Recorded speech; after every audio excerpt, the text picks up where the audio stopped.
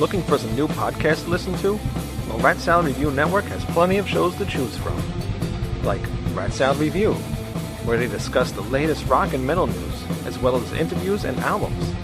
Album vs. Album, the King Diamond Podcast, with Wayne Noon, Greg Noggle, and sometimes this guy. Smack 'em a gob! Ralph Viera is also on our network with the Viera Vault. There's also Old Man Metal's Musings, where he discusses heavy metal and beer. Music is Life with Lou Mavs. The Right Opinion for those who love politics.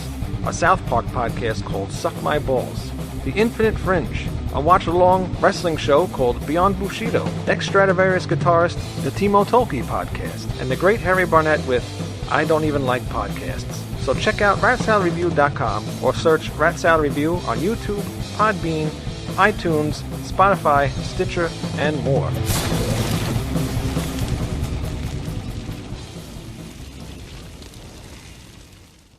It's time for Rat Salad Review with your hosts, Wayne Noon, Greg Norgal, and Nate Lander.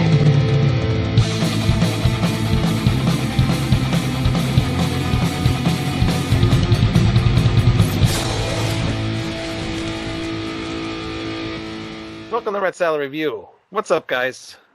What's up, Nate? Hey. Nice Not to meet much. you. Cheers. Thanks for joining us. We are here today with King Fowley. What's up, King? Hi. Hello. I'm good. I'm going nuts from being stuck in the fucking house this whole year, but I'm fucking good. Ready to rock. Hey, you just released a new album, though.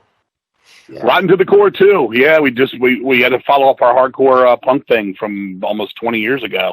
It was time to get the second one out. We actually recorded it right before all this crazy crap happened, and we got it done. And then we did it with a label called Malt Soda, which is a good friend of mine, this guy Scooter Buell. And by the time he went to press it, the fucking factories had shut down and all this shit. So he had to literally took 5-6 months to get the factory to press it. The plant was on, off, open, closed, back and forth like everything else.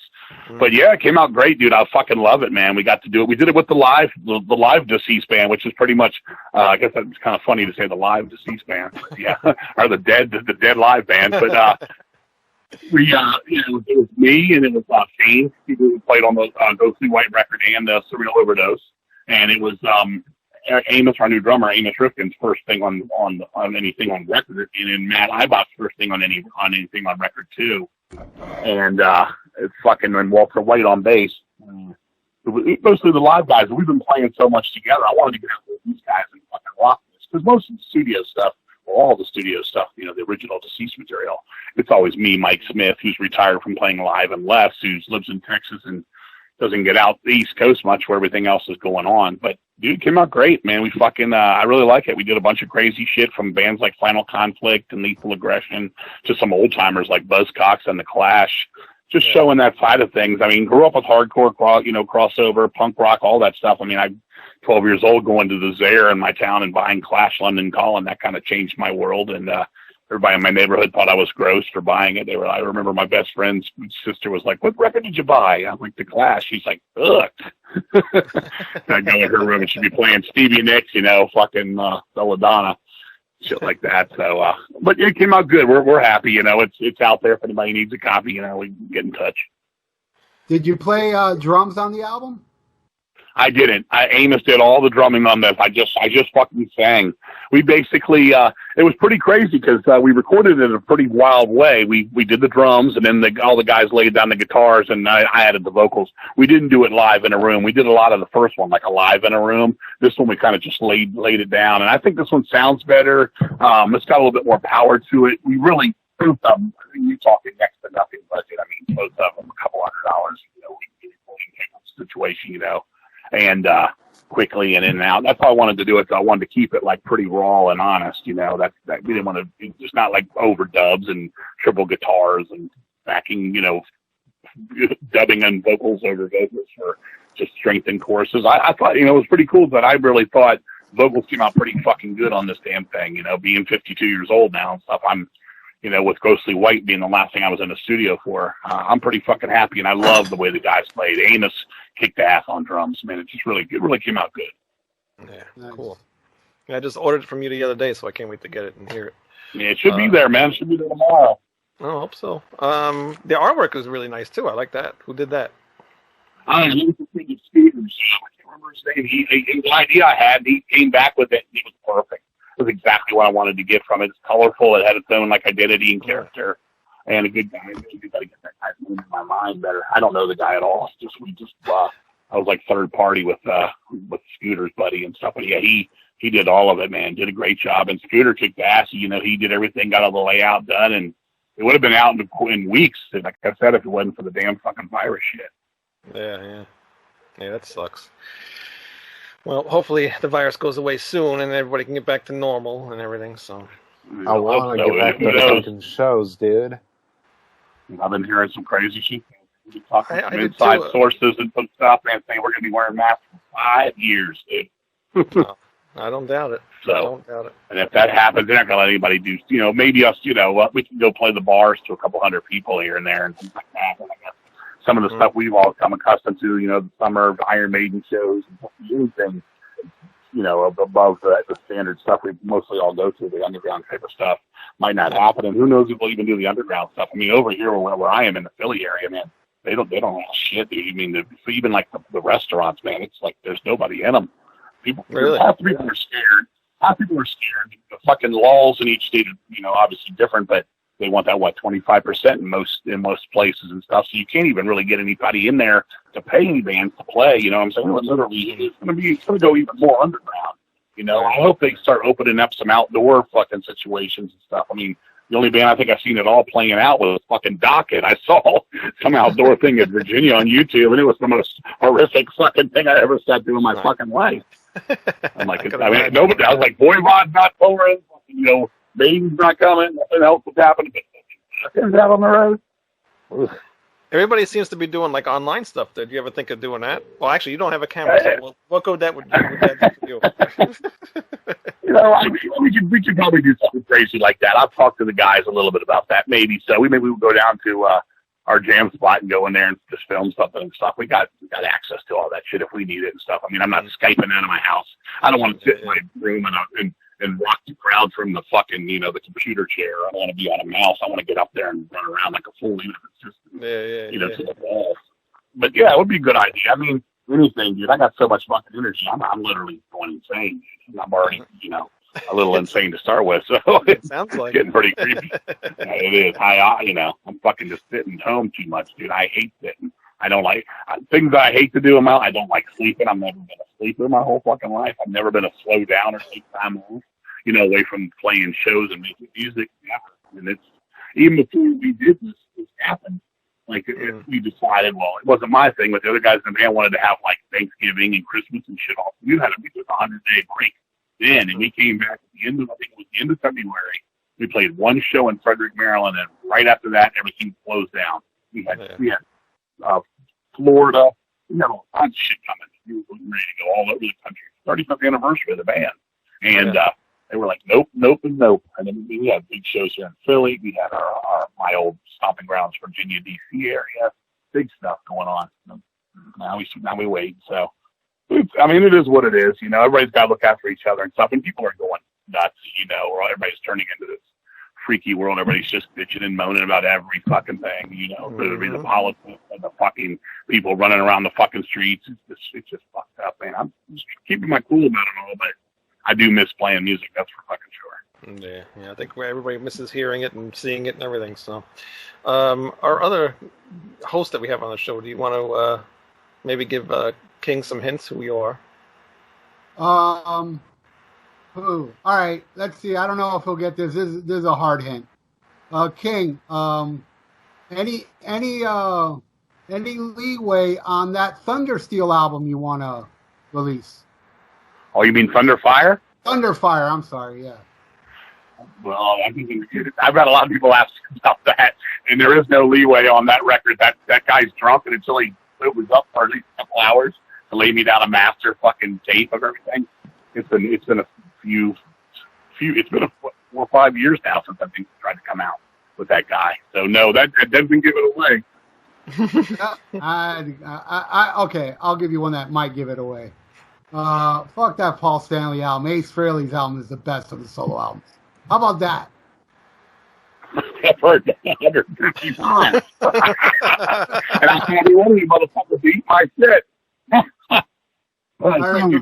It's really 4-3 Joe Walsh for me for half the record. Half the record's phenomenal, but when I came to getting into stuff like some of that New York Groove cover, one of the worst moments of my life. I'm like, hold me, baby, won't you touch me? Yeah. You still don't know who I am, huh? This might be a tough one. Okay. And your name is Nate?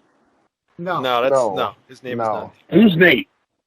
Nate's the younger. Is your Nate here? Am I weird now? Am I getting the corona on the phone? No, Nate's right here. Where do you live? New York? What? All right. How about this hint? I live in Florida. You live in Florida. So it's... Oh, I know who this is, I think. It's Ralph. Yes. That's Ralph. There you go. Yeah, I gave away by mistake, but still, you didn't catch on anything. Well, then I didn't know because I thought it was a teaching song joke. His name's Ralph. I didn't know. You've heard that one. You always do something. Now that you had to go chaperone. Yeah. You know how you your buddy. All that stuff down there, everything going on. You guys are always bitching about it. Good, bad, and the ugly. Yeah, but Ruben says hi, by the way. Yeah, if you'd have said Eddie Van Halen rules, I'd have known it was Ruben. Yeah, exactly. Well, no, I know who it is. I didn't know, but yeah, I definitely. It was about 5 years ago. You were up here in Philly. You guys played up here. You and Alex, right? Exactly, with Warmock. Exactly. Yeah, I was there. That's if you'd have said Warmock, I didn't know who you were. Yeah. When you say Ace Frehley's better than Paul Stanley, come on, you know as much as I do. A lot of people think that. Yeah, I know, but I thought you'd know that because we've had little discussions about that. Oh, sure, many. Dude, I love watching you do rate your Kiss records, though they're totally wrong, but it's still good to watch. I've never seen a man make love to an Ace Frehley solo record, but I have now. Well, it's good to talk to you. I hope you're doing good, Ralph. It's good you're here, brother. I'm doing great, dude, and I'm glad you're doing well too. And you know that I think you rule, brother. Even if we do disagree on many things, but we agree on many things as well. Dude, we don't. It's always if everybody agreed on the same thing, we might as well have the same fucking name. It's always to me. It's always been about disrespecting other people's opinions, and like I always say, teach their own. I don't give a fuck what anybody listens to or doesn't listen to, man. And, if they don't like what I play or my band or anything, I don't want to be around that guy who doesn't like me or my band or I don't give a fuck, man. Love what you made, brother. Yes, and I'm glad you're doing good. And they were setting, my friend Elsie was trying to set you up to play Churchill's down here. That's what I was just talking about, Florida. We were ready to go. But fucking, she was like, hey, you still coming? I was like, you can't even get out of the fucking state. I was like, you're not even allowed us to go near an airport. And all that. We'll make it happen. I know you guys are more wide open in Florida than about any other fucking state, but I don't know if that's a good thing. Yeah, you don't want to go to Florida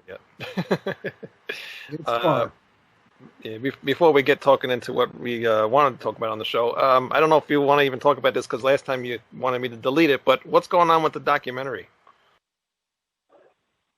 Well, the documentary's happening.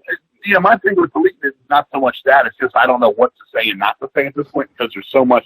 Like, I go into things, and then the guy tells me, I don't really want that out. And the documentary's still been going great. We just did another concert last year. We did another one in D.C., a big couple days that went down in old stomping grounds, all the old towns, my house, places where I grew up, just that, all that. We did a big old thing on that. And the guys, Patrick that's putting this thing together, he's doing a lot now. He's right now working his ass off getting some more money together. He's put a lot of money into this. And he wants to, he's doing a lot of these whatever you want to call them, quote unquote, classic moments growing up. He's animating this stuff to cartoon. So that when you see him, you don't just got to imagine it in your head. He's actually recreating this stuff. And what I really love about this, that's making it really cool with me and I'm enjoying this, he's turned it more into a movie than a documentary. It's almost like he's like he wants to see other things, like, we talk about, like, the thing, like, with my mother, things like that, losing my dad real young and stuff. So he's really going into detail. And it's like, when me and him talk, and we've done so many interviews and so much time and literally personal stuff that we're talking about, like, me growing up. I lived there when I was a kid when my dad died, and he went there to the Colmore and met the people and stuff and got the arrangements of the apartments and just things for the animation and just this whole thing. So it's going to be neat when it happens. I mean, he's been doing this for 5+ years now, and people are like, isn't it done? It's like, he's not just throwing a camera in somebody's face and saying, hey, King, let's talk about what happened. He's making it detailed, and he's done so many interviews, and he's done so much stuff for this thing with other people and just people in my life and things. It's really special, and I really appreciate what he's done. I mean, I think I told you last time, hey, you want to make a movie on my life? That's fucking hilarious to me. And he's like, dude, you've done a lot for the scene, and and you got a interesting this and that. And I was like, I appreciate it, but I care about my life too. If people want to go to a theater and fucking see this or whatever the hell it ends up, he's like, yeah, that's what we're going to do. We're going to make it interesting. It's not going to be like some of these. I'm sure you both have seen. Everybody's fucking seen all these bad documentaries. Are just not what they should be. Documentaries. You see some of them and they're just like that's it. There's more to a story. I don't want it to be like cut short. That's how I felt when I did the book. I didn't want it to be like not all there, but I also didn't want it to be one thing. When I did the book, I was like, yeah, man, remember you told me these stories about these 4 chicks? You had 4 chicks. And, where's the 4 chicks story? It's just going on about this one subject. I'm like, dude, this is my life. This is like my mother's death, my fucking father's death, my mother's death. This is my son being born. This is me coming off the world. This is me getting it. No, it's more than just, let's talk about that before something. That's what I didn't want it to be. I want it to be, to me, I like the all A to Z. I don't want just pieces here and there and just what you expect from these movies. I don't want to be like, maybe when Big Fowley fucking fought Man of War or tried to fight Man of War, and that's like the 20-minute thing. Come on, dude. No, I can't. But it is probably. I still think it's about a year and a half out now. He was trying to finish it by early next year, but I think he lost this whole fucking year. Yeah, with all the stories I see you put on Facebook, I mean, it's going to be a really good documentary or movie or whatever. Yeah, I mean, he's a creative guy. He's a cool guy. He's really, he's all in on this thing, and I'm going to give it everything I do with my all. So hopefully that works out. Yeah. It will. It's just a matter of when. I mean, I told him when it's done, it's done. Don't rush it to rush. Yeah, no, exactly. Can't rush greatness, right? Yeah, well, or something close to it. very, very far from it. One of the. No, it'll be fun. It's been fun. It's been some of the things that have happened, like going downtown, seeing old people being in the Washington Post, and all these people coming out like old school chums from elementary school. I'm like, oh shit, I haven't seen you. And just that kind of shit, and old time, old players in the band, like Doug, the original guitar player, came out. His band opened the show last summer, and things like that. Just you get lucky to happen if it wasn't part of it. It's just like it brings people out. Yeah. I'm sure you guys. It's something called the merciful fate syndrome, and I'll explain. You get old friends that never come out anymore. They're like retired. They don't go nowhere. They're your old show buddies, but the merciful fate or Slayer plays. There they are. Like they'll come out for the biggest of shows. And you can get them to a small show and like just hang out for the night. Does that make sense? Yeah. That's real big. Where like when we were growing up, we're like, yeah, you see that motherfucker? He ain't coming out of the house. He ain't gonna come see whatever some small man that Slayer plays. There they are. Merciful fate plays. Anyway. All right. You know what? Your phone's getting muddy again. Is it? Yeah, a little bit. Any better? Let me see if let me try something here real quick. This is what I did with the guy. Well, don't do the show in the bathtub. I've been in the bathtub the whole time. Should we start over? The rubber ducky said he wants to splashing around. Hey, does it sound better now? Because I got it on speaker. Yeah, actually, a little better. All right. So what I was talking to you about the other day, wanted you to come on the show and talk about tape trading. Real nice, Nate. Really? I've been waiting on that for a good 10 minutes. It sounds like I wasn't going to. Thought it was a dying fetus demo. But yeah, you want to talk about tape trading? I got you. Talk about tape trading because you've been in the music for forever, so I wanted to hear your stories about it. Actually, somebody gave me the idea on Twitter So I thought it would have been a really cool idea to find some people to, talk about this stuff. And I knew you would be like a really good one to talk about it. So ain't Twitter great? Right. Yeah. So what got you started? You want to go into it now? What do you want to do? You want to go when we start yapping? Start yapping. What got you into tape trading? What started you into tape trading? Well, I'm going to backtrack it a little bit more. Basically, so, growing up with all the rock records, which were the hard rock records, Kiss, Ted Nugent, AC/DC, that kind of stuff, Heart, it got me to the underground metal eventually because I go buy records. Now, when I go to these stores and buy these records, it became Metal Massacre and Demon Flight and Bitch and things like that. And I was like, man, this is fucking cool. And these are bands that aren't just your typical Kiss and Aerosmith stuff. So I got into deeper stuff. And then I started finding these fanzines. First it was Kerrang!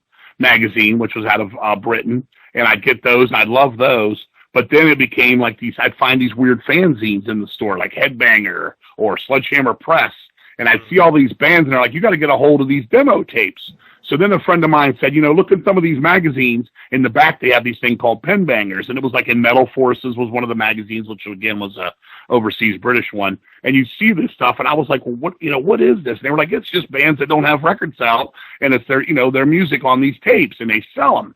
And so I came across this place in California at the time it was called the Record Exchange. And the Record Exchange basically was a record store out there, but they sold demos. And the first demo tape I ever bought was a band called Havoc. And when they sent me their little newsletter, it said Havoc, heavy metal, like Iron Maiden and Saxon. And I was like, oh, fuck. So I bought this for $5. And that was my first demo. But I was like, shit, I can't afford to buy all this stuff. $5 was a lot of money then when I was like, you're talking probably 14, 15 years old.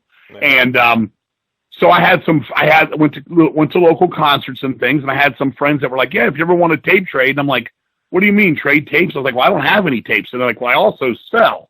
And I'm going to use the example of my buddy Jim Powell. And Jim Powell's a famous guy because of the Heavy Metal Parking Lot DVD, which he's the one that does the 40-minute bonus stuff in his basement. Well, he was a guy that's about 3 or 4 years older than me, and he had this huge fucking list. And he sent it to me. He's like, yeah, man, like $7, you can fill up a 90-minute tape, good quality tape of anything you want. You can just pick the stuff until it matches up to 90 minutes of music. And if I ever have extra time, I'll throw extra stuff on, blah, blah, blah. So I remember this, I sent him $35. And the first ones I ever got was a live tape from Slayer where they were introducing new material past Haunting the Chapel, which was at the time, I think they were playing Necrophiliac and things like that. And I got a live Overkill tape, which was 90 minutes of them. So it was bands I knew, but it was live tapes. And then I said, well, let me grab some bands. And he would always describe them. And it was one band called Iron Angel, which went on to put out albums, but they were called Iron Angel. And he said, this demo, if you like Slayer, this is Germany's answer to Slayer. So I got that tape. And then all this stuff came to my house. And I had all this stuff, and I just started listening. And I was like, man, these fucking bands are great. Now, I understand why they don't have records out, and the production's bad for some because, they don't have any money. But it got me there. And so I started doing a lot of, as much as I could, in trying to obtain more tapes. And one of the first tapes I actually ever got was Possessed. And how I got that again was back to the Record Exchange. The guy said, hey, man, you always buy this crazy stuff. You're always buying Hellhammer and Voivod and do the stuff of that time, Gravedigger and stuff like that. And he said, I'm going to send you a tape of this band called Possessed. He's like, they're like a faster Slayer. And at the time, I was like, holy shit, faster Slayer. So he sent me that. And so I had the original Possessed demos and Hyrax and things like that. And then from there, I just started trading with people little by little. And I always wanted to get as much as I could. So in return, I could get back as much as I could. And I was doing like massive, and I mean fucking massive, tape trading with people. It got going. I started writing people that ordered our Deceased demos, The Evil Side of Religion, in '86, and from there, I literally around the world, and I was just made my list up, how long it was, the quality, and you learned how to do things. There's so many side things to this. I mean, you could talk about like when you mailed the tapes, people used to soak their stamps. And so basically when they smashed that black bar over top of those stamps, the people would take them, cut them off the envelope, go wipe that ink right off because the soap would erase that ink. They'd send the stamps back to you. And so we kept doing, that was like an America thing where you could send them to California. They'd clean the stamps, send them back, and then they'd soap them again. You could just use the same, 4 stamps repeatedly.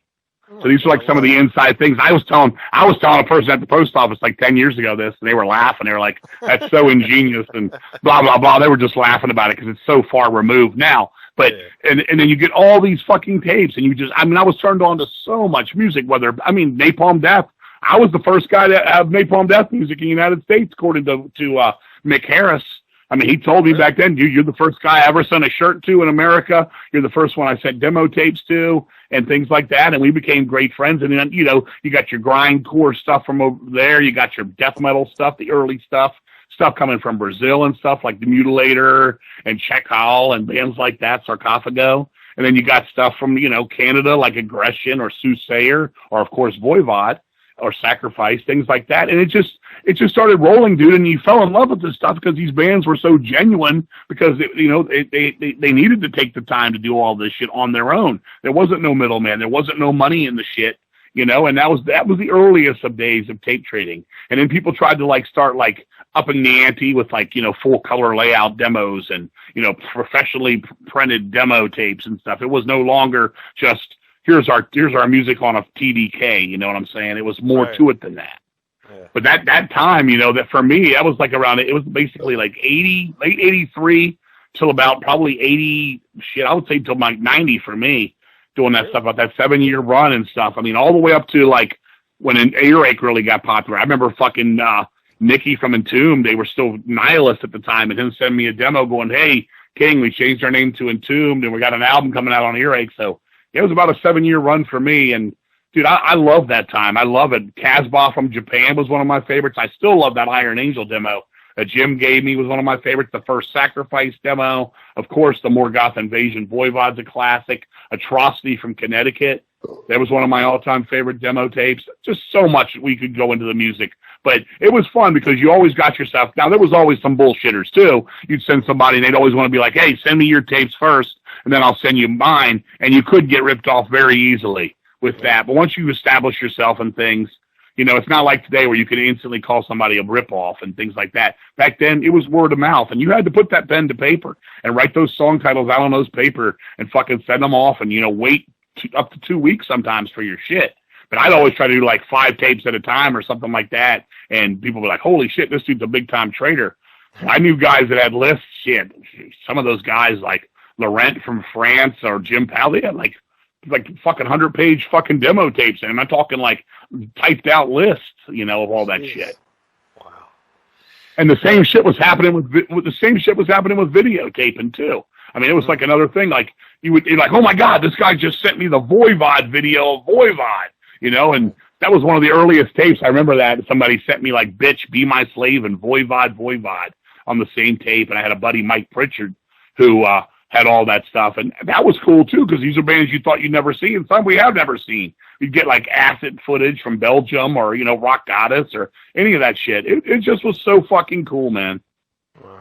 Yeah, I was gonna ask you about the video thing because I was doing video trading for a while. You know Pat, right? Hellwitch? I know Pat. Pat was big on it. Did you ever know a guy down there? I don't know if you're too young for this, but did you ever know a guy named Mike Shields? Yeah, no, I don't. But I'm older than you, King. Oh, are you? I thought you were younger than me. Well, you look good then. How old are you? I'm 55, 1965. Okay, well then, you're holding up well then. You're holding up well. Me and Pat used to do those toucan mix. He would hide in the back. I'd be in the crowd, and we'd make those toucan mixes and shit back in the day. Yeah, Pat always had some cool. Pat had some cool video footage, but the guy that had the most was a guy down. I think it was Jacksonville, Florida, and I know Pat would remember him. Ask him when you talk to him next. His name was Mike Shields. This guy had it all. This guy had every fucking thing you could ever want. Yeah, I guess Pat probably knew him because he went to college up in Gainesville. So he probably was Pat, no, we used to talk about Mike Shields because Mike Shields also worked at the post office. But just great times, for that stuff. We get so much video trading, and I still got a lot of my videotapes. I don't even know if they still work. A lot of them are in boxes and stuff. But we're also going to hear fucking watch Pentagram from Chile, or watch Sarcophago concerts, or whatever. Just just shit you never think you'd see in a million years. Right. Yeah. Yeah, I did a little bit of tape trading audio in the 80s like you, around the mid 80s. That's how I discovered Thunderfire, actually, from that. Oh, yeah. And great demo. Yeah, I ended up finding the vinyl, but I had to wait till the internet for that because it was impossible to find it anywhere. And I finally found it, like a really good copy of it. And, man, I love that album. That when I saw you do that post, I was like, oh, man, I hope you do get to release it. And I do hope to get it out. I know, dude. A lot of people don't even know who that is. I know. They're very, very obscure, you know. I discovered them through a tape trade, but that's a great album, man. It just came and went, man. Only one record made, and that's why I was psyched. I was psyched. I was like, man, hopefully that guy will come out of his drunken stupor and work with you, you know? Yeah, I know. I don't know what happened to him. I wish he would. They had a pre-album 7-inch too. I have. Oh, really? Yeah. Different songs? Where they did? Yeah, I think it's definitely different recordings too. I'll send you a picture of it when I'm up that way. When I'm up my records again, I'll send you a picture of it. Right on. Yeah, I like to see that. Well, that's interesting. Yeah, because Pat and me, we did a lot of and I was like very much involved in the videotape trading.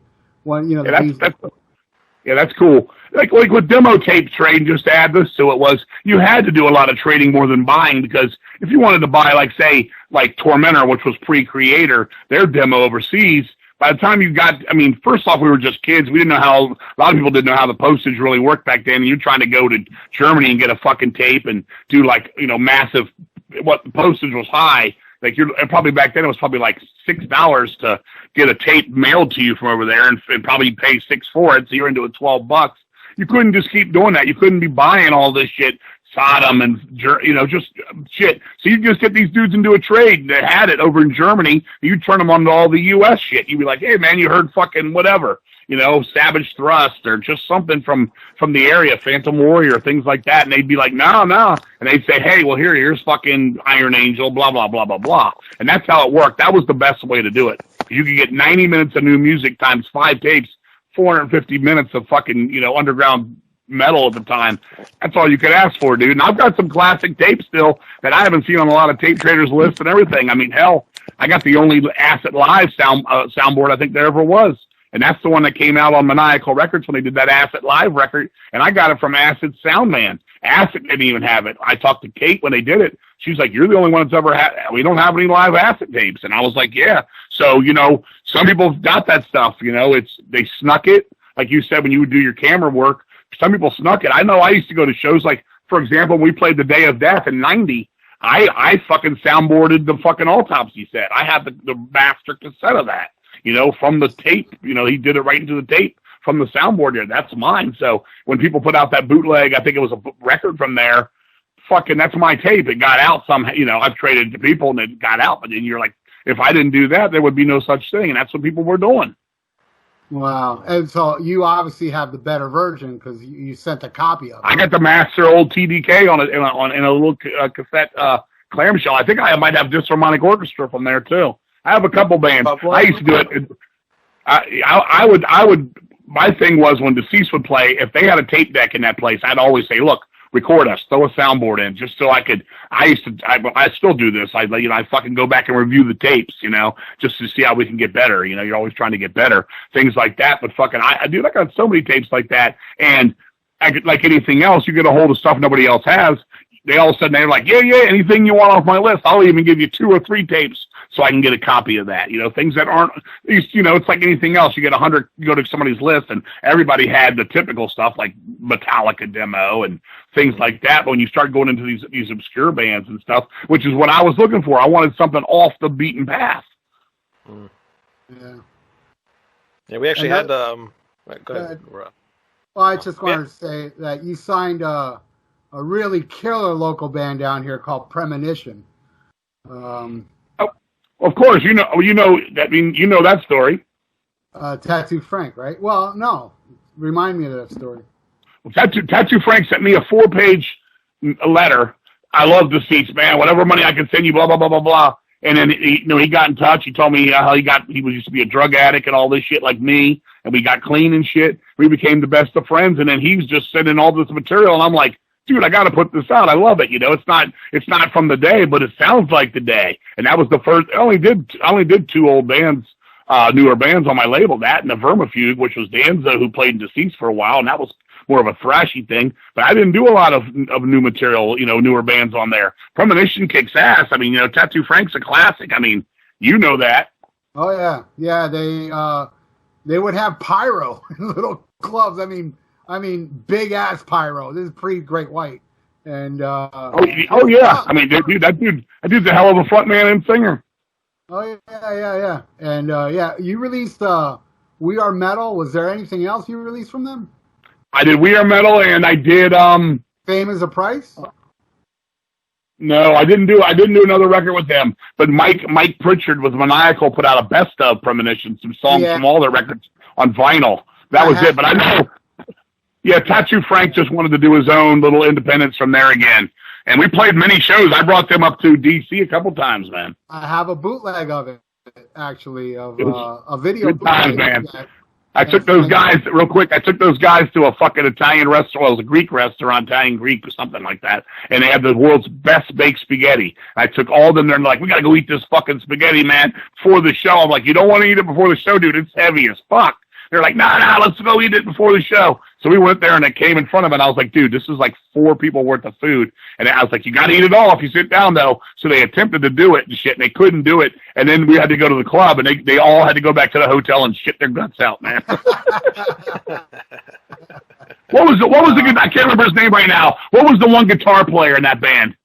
Adam Armageddon? Yeah. Adam. That motherfucker, he shit his guts out. He almost didn't make the gig. Wow. And rest in peace. Good guys, great band. Yeah, exactly. That's how those bands got around, though. That's how you heard them, you know. He had another band, too, and I think it was in Chicago, called Alter. I don't know if you ever heard that. That was good, too. Yeah, I have the Alter demo. He hooked me up with that. Yeah, I think it's 2 songs each side or something like that. Yeah, I got a CD of it. Well, I think it may be a CDR. Now I think. Yeah, he probably put her on CDR. Yeah, Tattoo Frank's been calling me. I got to catch up with him. He's like, yeah, man, I got a new phone number. Call me and stuff. But he keeps forgetting to leave his number, and then I get all these other numbers. I'm like, I don't know which one of these is Frank. But I'll tell him he said what's up when I talk to him, unless you still talk to him. No, we had a falling out, so don't mention me. Oh, okay. Well, there you go. I still respect him, and I thought he was a hell of a front man. So I have nothing bad to say about him, but yeah, he probably has something bad to say about me. Frank's a very opinionated guy. I get you. Yeah, and we had opinionated, and well, I ain't gonna get into it, but sure. Good band. Yeah, they were a great band, and I love their last release. You ever heard Prozac and Razor Blades? Yeah. I like that one. I still think the He Is Rising, the first one's the best one, though. Oh yeah, He Is Rising. That's right, Princess of Darkness. And I love that. Sitting, listening to the wind blow.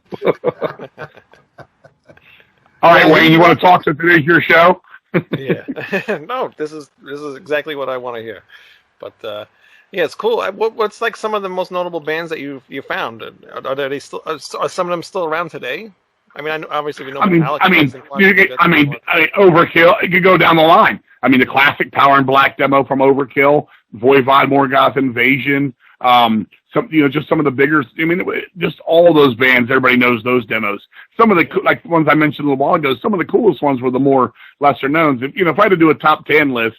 I still think probably my all-time favorite demo is that fucking Iron Angel demo.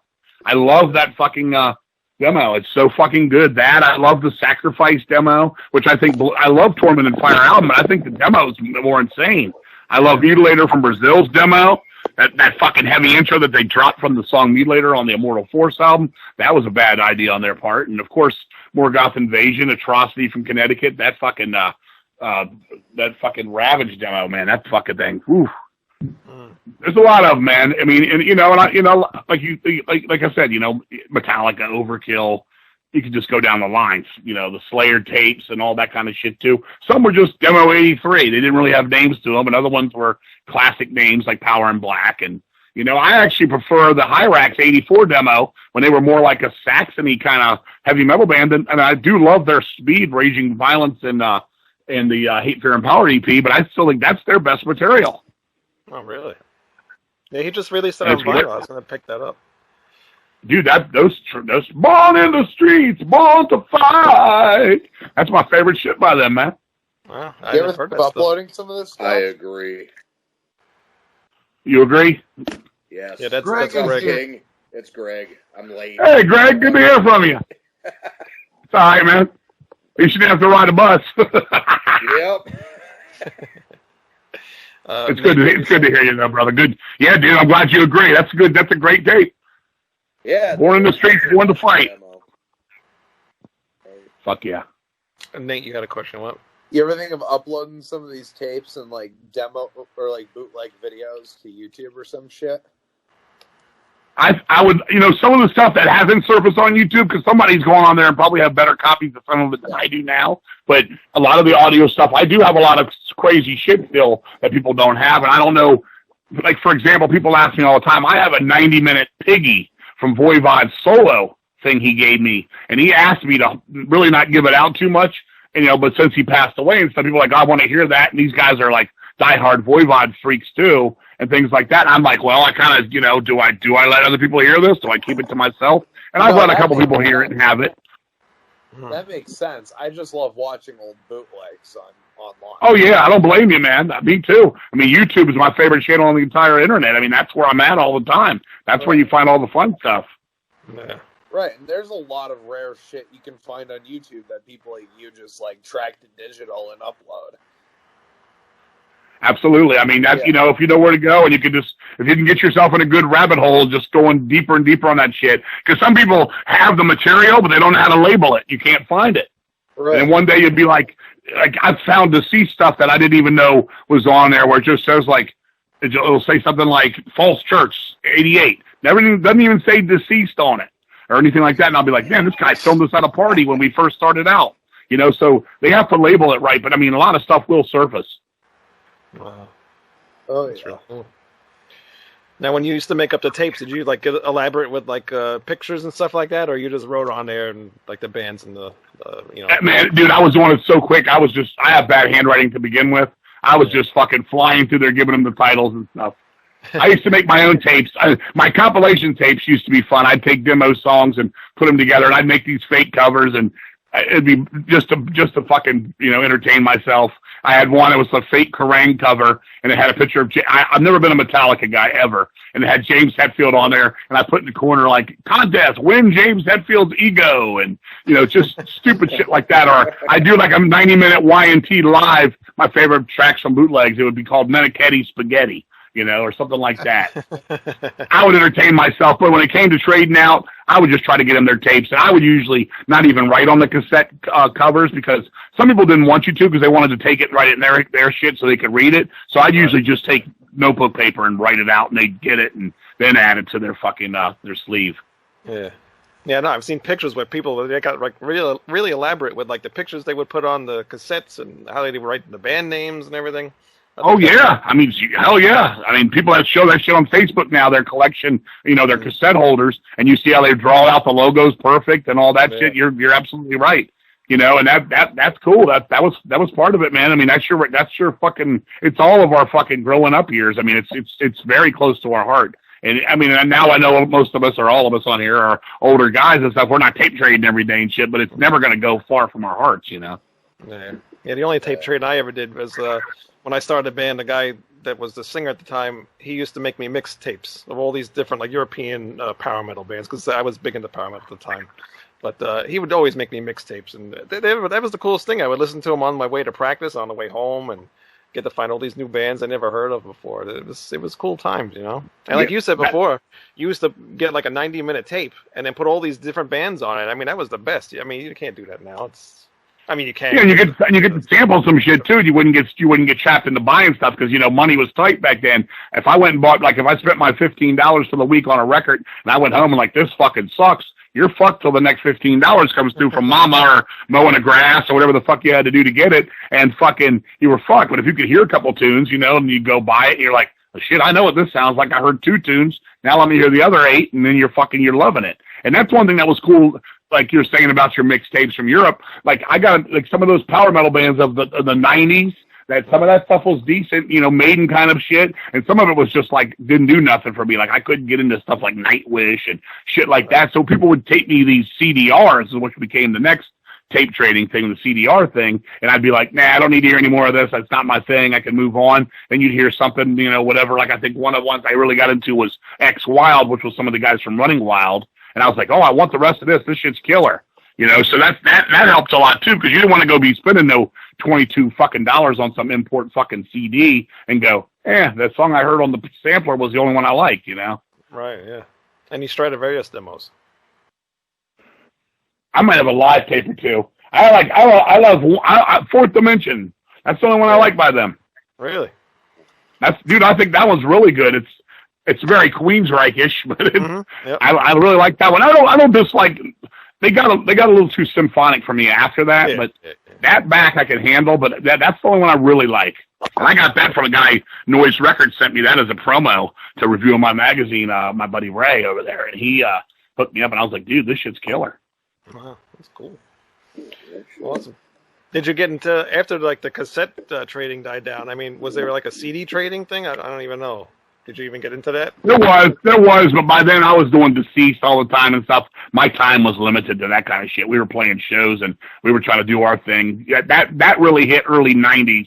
Like I would say, the first when CDs came out, in the later 80s, it was just too expensive and to people burn that shit, and really when the internet kind of took off or, some people had their CD burners. I know I bought a CD burner in 97, cost me $1,100 fucking dollars. Oh. When I started my old metal records. When I did my old metal records, I bought a $1,100 Marantz one, and that's how I started mastering all my shit. When I started putting out old bands on CD for my old metal records, I'd get that stuff in there and fuck with it. But I mean, then it became CD burners. You get them for like $59.95, over time. Yeah. Well, it was worth the money, King, because that Jade album still sounds fucking awesome. I still have that CD. I do love me some Jade. I love Marie. God, Marie's classic. I love her.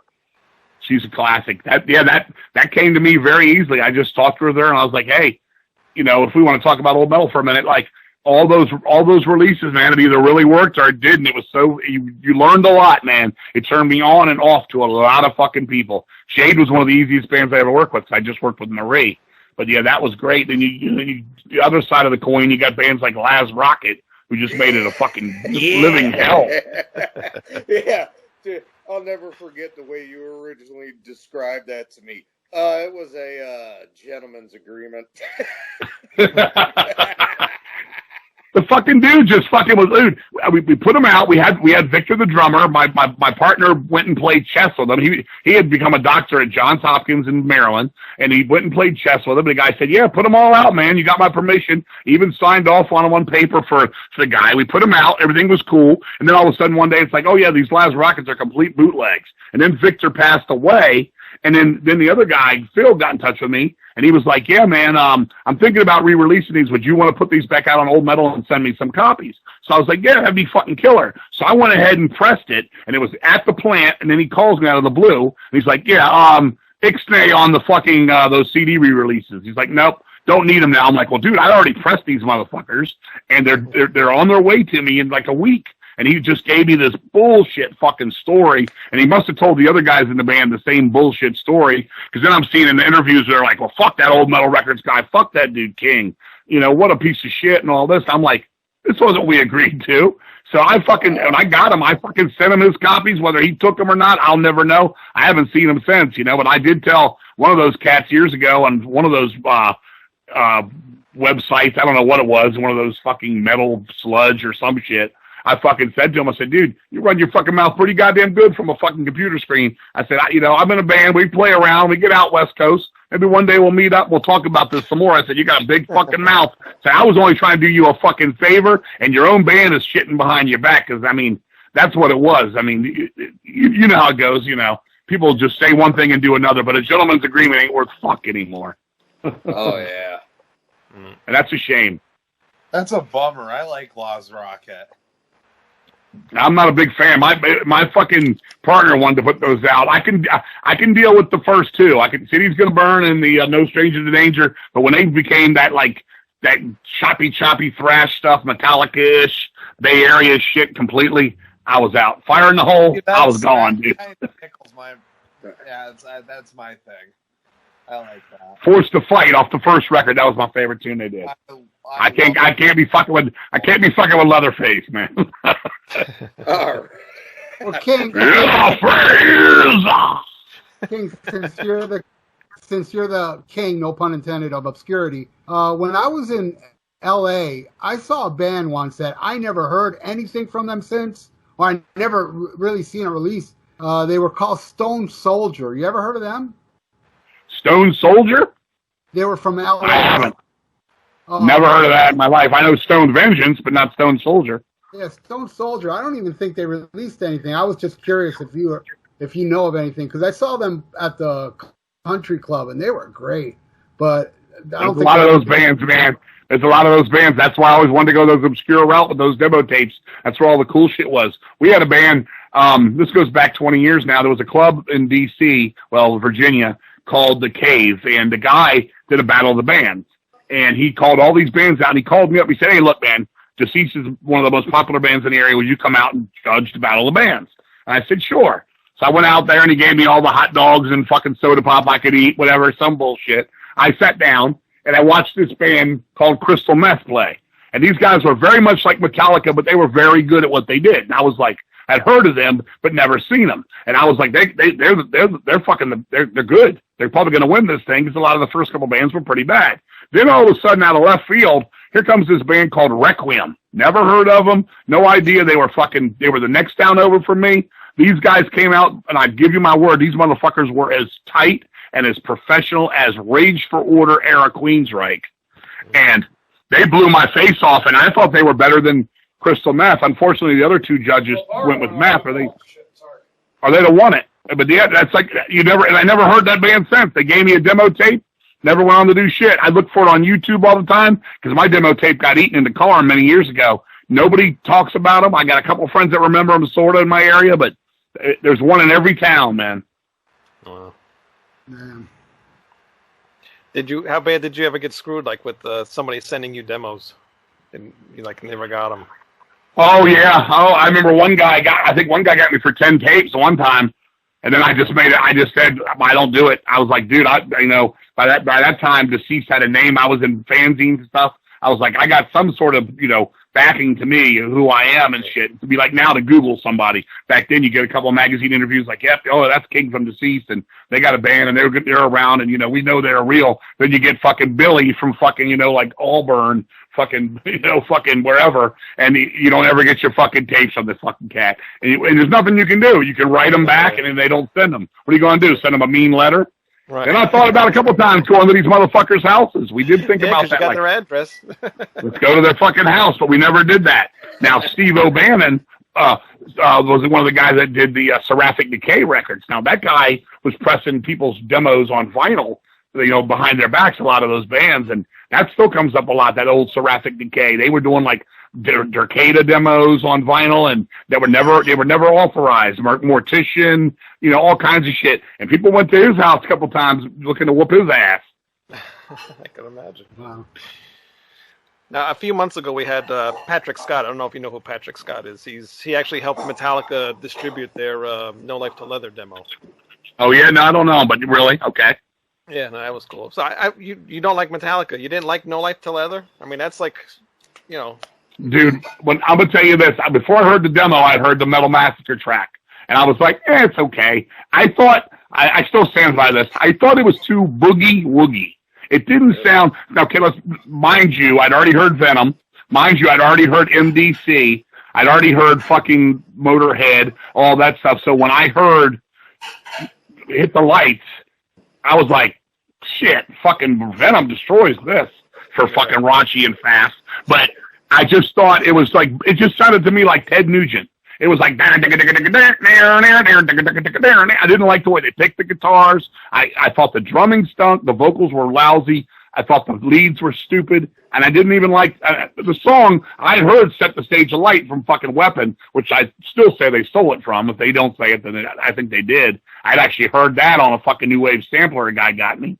And And it just didn't do it for me. You know, I got to know Lights to Leather, and I never really played it because my copy always sounded like it was playing fast, like it was like speeded up, like, and I mean that like a 78 speed kind of shit. Yeah.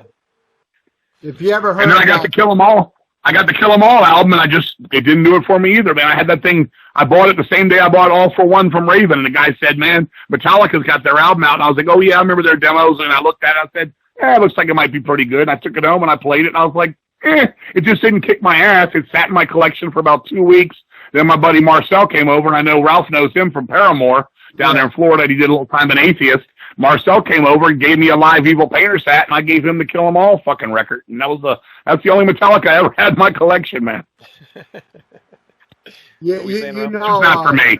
You know Sweet Savage, right? The new wave of British. Absolutely. Those vocals, you can tell James totally borrowed from it. If you listen to early James, I hear that too for sure. He was totally doing that new wave of British heavy metal styling in general, and I'm sure Lars was pushing him towards Diamond Head, you know. Right. The whole band has always sounded to me, even for the early days, because I heard Sweet Savage and the new wave of British heavy metal first. It just sounded like that, but sped up. It just wasn't very interesting. I mean, people fell in love with it. To this day, I've always been this guy. People fell in love with Metallica. It's a lot of people's gateway drug into metal for the heavier stuff, and I get it. And to each their own, and love your memories. I don't want to take that from nobody. But honestly, it just never did it for me. When Ride the Lightning came out, I thought it was goofy. I used to call it tender. I thought it was tender. Really? People are like, that's the heaviest fucking record ever. What are you fucking talking about, King Fowley? What the fuck? And I was like, I don't know. I was listening to the Warhead fucking EP from Venom instead. That's where I was. I was in the Sign of Evil from Sodom. You know, but I still loved my Sabbath. Like, you know, at that time we were getting into Sabbath was doing their thing, almost to 7 Star. Like, I was still loving my melodic rock and things like that too. I was really heavy into Queensryche and Fate's Warning too. But it was that era where everybody wanted to play the fastest and things, and Metallica was already saying we're going to go past that, as you all know. I still think the best they ever were was when they don't play fast. I think when they play fast, it sounds funny. And I think it's just, I don't know. I just always thought they sounded better. I think something like Creeping Death is something better for them. And I still think their best tune is still their best song. I still think that. Wow. That's shocking. Wow. You made Nate cry. Sorry, Nate. My favorite Metallica is a slow one. It's Orion. I really love that one. I'm a Fade to Black guy. Yeah. Fade to Black. Fade to Black. I always called training bra metal because what it was we'd go to parties. Me and all the Mark Adams, all the guys from Deceased. We'd go to parties and we'd be like, put that fucking Hell Waits fucking record on. We want to hear fucking necrophiliac Kill Again right now. Fuck that. And the girls would go, but it gives us a headache. We don't like that. Play that Metallica Fade to Black song. It doesn't give us a headache. And it would come on and be like, life just seems to slip away, whatever the fuck he sings. And I'm like, this fucking sounds like Liberace. Sounds like Liberace. It's not the first half of the song that does it for me. It's that fine out now, bodo, no. Yeah, I like the second half of the song too, the part where it ends. It's just not for me, man. It's just not for me. I always say I will say this, I do like Metallica more than Megadeth. Nothing Megadeth ever. Wow. Yeah, Dave was saying like if Axl Rose didn't have 11 octaves. I'm actually reading the Mustaine book right now. I read everything. I watch every horror movie in the world, good, bad, and ugly. And God, is this guy full of himself? It's not gonna beat D. Snyder's book, but it's gonna come close. Scotty and D. Snyder so far the only guys I know that suck their own dick in a book.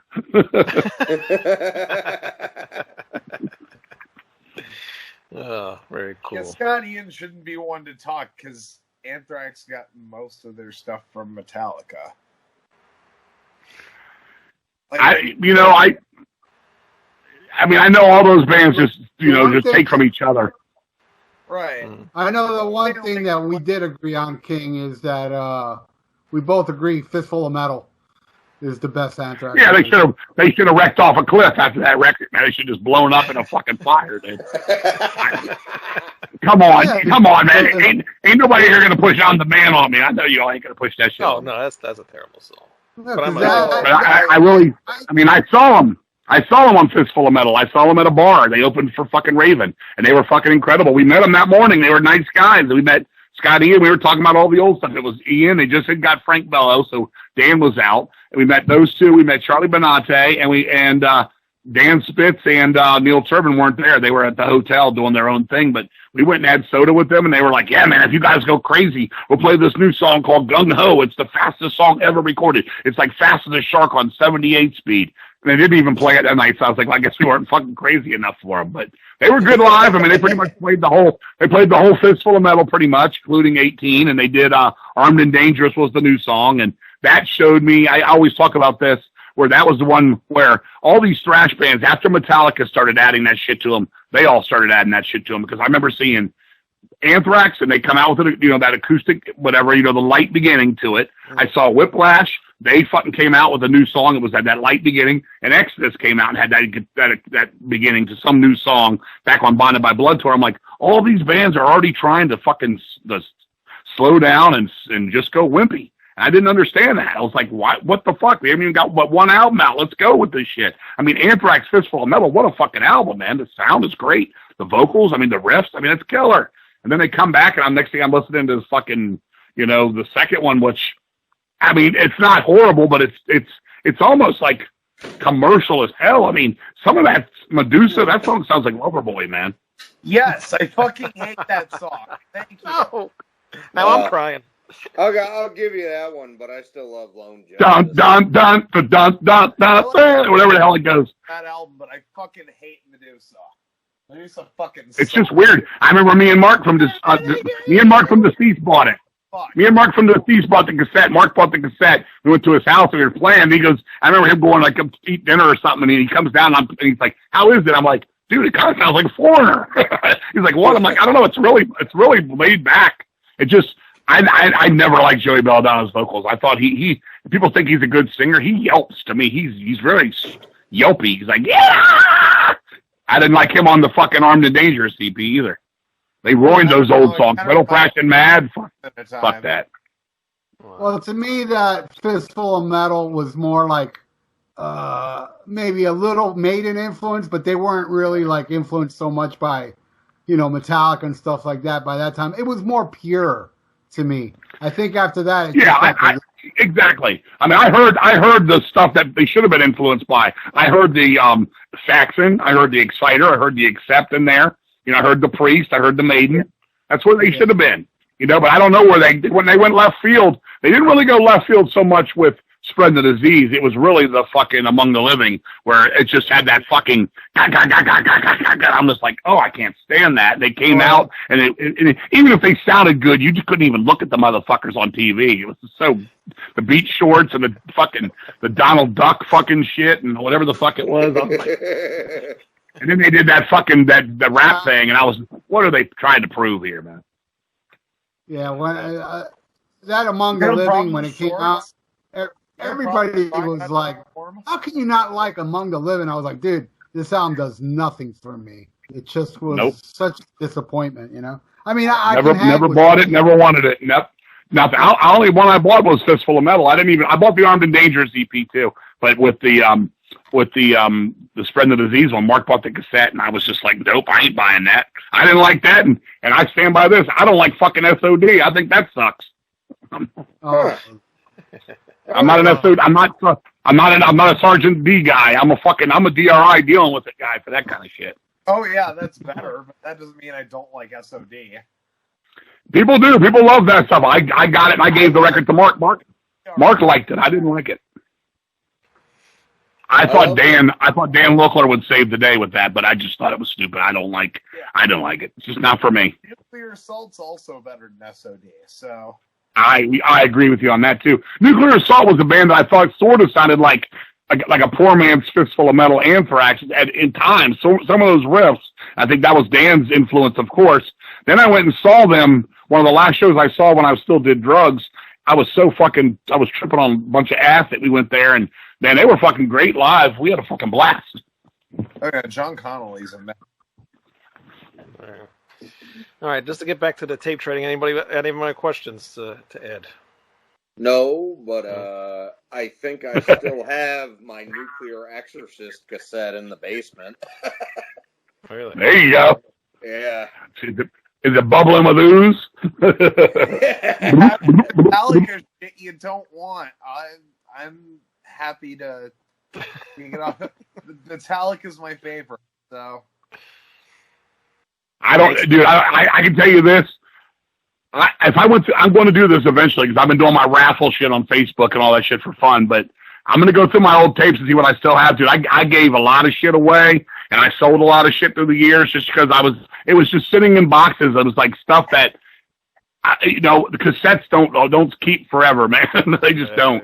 Neither do VHS. No, like shirts, posters. Anything you can find, anything that's just lying around, I'd scoop up Metallica shit, dude. You have to watch my raffle. I gave away I didn't give away, but I sold a few cheaply posters a couple weeks ago, Metallica. I just did an Alcoholic Club one was on my page. For pictures of the band with, like, Cliff in it, Like, right. That's always the lineup to me, is, like, either the Mustaine lineup or the Hammett lineup, but it always has Cliff. Right. That's what everybody wants. Somebody wants the later stuff. Love Metallica or hate Metallica. Cliff's fucking awesome.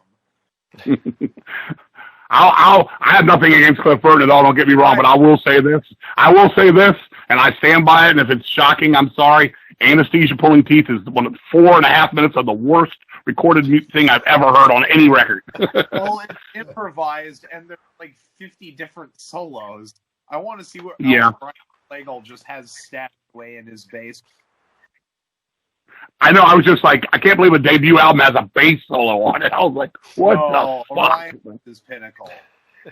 But the bass sound on Ride the Lightning, I always loved it. Just that flomping bass sound. Yeah. The whole tone on it. It's just crunchy as fuck. Was there ever a time that a record label hit you up because you had some kind of like demo that nobody had?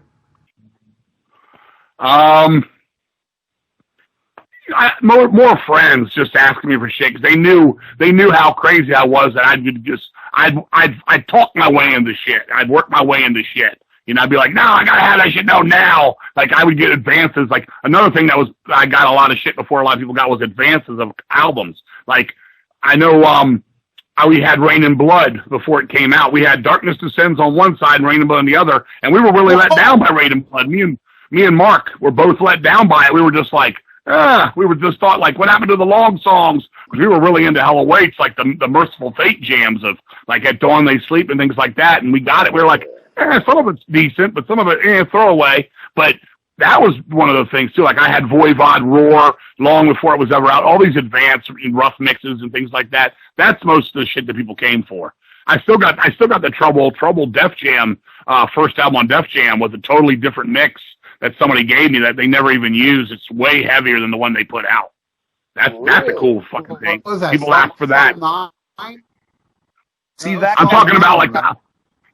Well, no, I'm actually talking about the Def Jam one. The one that Psalm 9 is the first record, correctly. They renamed it that because originally the first record was called Trouble, but later on they called it Psalm 9 because the fourth record was also called Trouble, which and that's why they put Psalm 9 to the first one. But originally the first album was just called Trouble. Psalm 9 came later. If you bought the album in 1984 when it came out, it was called Trouble. But then the Def Jam one, the debut one, Psychotic Reaction, songs like that, I have a killer advanced mix of that one. Fucking different guitar tones. It's just even heavier than the one that came out. So that was pretty cool. I would love to hear that because that's my favorite Trouble releases. That self-titled End of My Days.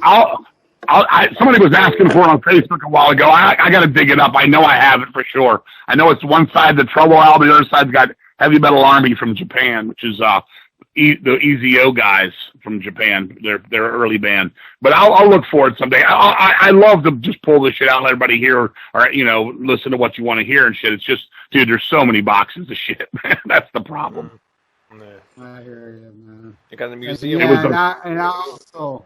not that I do not. I actually love Rain and Blood, but I prefer the Metal Blade Ear Slayer.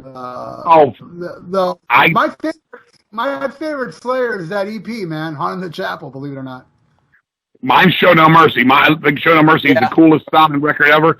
My problem with Rain and Blood was I just thought half of it sounded throwaway. I thought it was a great production, and I think that's what made it for it. But some of those stuff on there, like side, especially side 2, some of those vocal parts are almost rappy to me. I do not like the vocals in it at all. Like, I don't like stuff like "Night will come and I will follow for my victims no tomorrow." It just sounds it almost sounds like the Beastie Boys death metal or something, or thrash metal. It didn't do it for me then either. People think I'm fucking out of my mind and all that, and that's fine, but I'm Cryonics kind of guy from Slayer. I'm a fucking face the Slayer, fight till death, and of course, Chemical Warfare, Capture a Sin, fucking Haunting the Chapel of the Song, and then Hell Awaits too. That stuff's great. Final Command is such an underrated fucking song. It's a great song. My favorite Slayer because I bought Show No Mercy when it was new. To this day, man, Cryonics is all-time favorite Slayer song, and it's different. It's kind of different, but I love the vibe of that tune. I wish they would have stayed. I love that tune too. That whole record's just so haunting. Even the fast stuff. Tom Araya's vocals are unreal on that thing, man. Yes. Yeah. Awesome out. Hell Awaits is my personal favorite. But it's a good one too. My only problem with Hell Awaits for me is the production. I think the fucking drums, some of the snare drops out a lot on it, and so does the bass sounds funny to me on it. There's this weird buzz in the background that I keep hearing when I fucking listen to it. Yeah, it's good though. It is good. There's some good shit on it. I like Crypts of Eternity on that one. Oh yeah, At Dawn They Sleep is my favorite Slayer song. That's Merciful Fate Mania right there. They're so caught up in that shit. But they abandoned that shit so quick. And I talked to Dave Lombardo about that a few years after they did that record. I interviewed him, and he said, "Man, they just wanted to simplify so quick." And Rick Rubin just wanted them to just go fast. He's like, "Just be the fastest band." And Angel of Death and that double bass part. That's what they were going for. That shit, And it just. I don't know. It just lost all the depth to the songs, the evilness in there. I'm all for fucking fast tunes with an eerie vibe. That's one thing Deceased goes for when we play fast, to try to keep that hauntingness to it. And that's why, like, you go back to something like, the early Slayer, like Kill Again. That's got a great haunting vibe, but I don't hear that on Epidemic from Rain and Blood. I just don't hear it. I don't know. They get it back in Seasons though, or not Seasons. South of Heaven though. I feel. Yeah, South of Heaven, I was out. My buddy bought that record. We went to the South. He goes, "Yeah, Slayer slowed down." I'm like, "Slowed down? That's all they had going for them." And he put it on. It just didn't do it for me. Slowed down. Played Doom. It's like Slayer. Yeah, they totally slowed it down. I think Lombardo's back with hurting them on that record. Lombardo is the band. I love Dave, man. When I interviewed him, the stories he told me, he's the best. When I interviewed him, he was so cool. And he sent me, I even asked him on the interview, I said, "Dude, you're one of my favorite drummers." He fucking mailed me autograph sticks right to me. He was totally cool. And the stories he would tell me about Kerry King just being the biggest poser were so fun. Like, he was like, dude, that guy would sit in a hot tub for hours and look at pictures of himself in Spin magazine. I believe it. I love it. But yeah, it is what it is. I mean, these are all fun jokes now, but goddamn, that shit's, think about it, how old that is, man. What is that? We're looking back 34 years for that? Yeah. Goddamn. Greeted Dave. That shit's dumb. He's like the best, like by far the most talented member of your band, and you pay him the least because he's like 3 years younger than you. Fuck you, Kerry King. You can't even play lead guitar. Right. I know. He's as good at That's lead so guitar true. as I am, and I dropped lead guitar, or I dropped guitar in my band. I know. I never understood that, but it is what it is. People love, the band's just got their niche, man. You can't tell a Slayer guy they suck. You just can't. You can't tell them that you can't tell them that the song Gemini sounds like Alice in Chains. You just can't tell them that. I tuned out by that point. 90s Slayer. Fuck that. There's no point then. I mean, I can find something I like from almost every album. I pretty much kept buying their shit as new releases just because I like them so much, but Gemini definitely sounds like Alice in Chains, and they did a lot of crap in there. I remember getting super excited for God Hates Us All because Kerry King said he was taking control of the ship or whatever, and it was going to be fucking awesome and evil, and God, did that suck ass. Was that the one with Ditto Head on it? Which one was Ditto Head on? Ditto Head was, what the fuck is the name of that record? It was after Seasons in the Abyss. That's the Divine Intervention. First one without Lombardo. I forgot the title. Divine Intervention. Divine Intervention. It's got a... Yeah, I remember that. And I was like, they became a good joke to us. We were in the car. We were on tour or something in the car doing a weekend gig or something. And we were like, Slayer has a song called Ditto Head. I was like, that's the dumbest fucking song title ever. Ditto Head. Yeah. Like, from Evil Has No Boundaries to Ditto Head. Definitely fucking one. Yeah. But we also do a King Diamond show, and I know you had like an issue with King Diamond, and you mentioned Merciful Fate. So, would you want to tell your Merciful Fate King Diamond story? Okay, I'm gonna tell I'm gonna tell my whole Merciful Fate story way before it and right after it, just to give you the whole fucking full view. Cool, because my girlfriend, the son of my mother, she passed away now, Carrie, she called me one day and said, listen to this, and she put it over the phone. It was Corpse Without a Soul, the song. And I'm like, wow, that's fucking killer. What is it? It sounds like Priest. She goes, it's Merciful Fate. She goes, this guy's wearing makeup. He's got a fucking upside-down cross bone and shit. I'm like, oh, my God, now I'm fucking 14 years old or whatever it was. And I'm like, Jesus Christ. And she's like, yeah, my girlfriend Alex, her cousin, just brought it from overseas. So she taped it for me, and I fell in love with that first fucking EP. Now, the day Melissa came out, they signed to Megaforce in the United States after they'd been on Rave on Records with the first one. Now, I'd been in touch with their manager, which was a guy named John Kibble. He sent me posters and all this shit, buttons. I still got the first Merciful Fate fan club patch and button from that time and everything. And then he told me it was coming out this day. I went to the store, bought Melissa, fucking loved the fuck out of it. It was killer. And I was like, when are these motherfuckers going to come to America? And everybody was falling in love with Merciful Fate. So Don't Break the Oath. They come to America. They're on tour with Exciter. I go see them on a Sunday matinee for $5 fucking. Exciter's on Violence and Force. They're on Don't Break the Oath. 4 days later, that was in Maryland, and like around Baltimore, Maryland. 4 days later, they played in D.C. and they added Motorhead to the bill, and it was like $12 or $8 to get in. Wow. So we saw that on the they were on the No Remorse, the leather record thing. So we saw them twice. Now, when we saw them the first time at Coast to Coast, it was called, I played pool with King Diamond at the thing. And I was like, yeah, my name's fucking King. And he was trying to tell me his real name was Kim and all this shit and all this weird shit. And I was like, okay, well, so we bonded sort of, and I was like, yeah, King. And so they did the fucking Don't Break the Oath tour.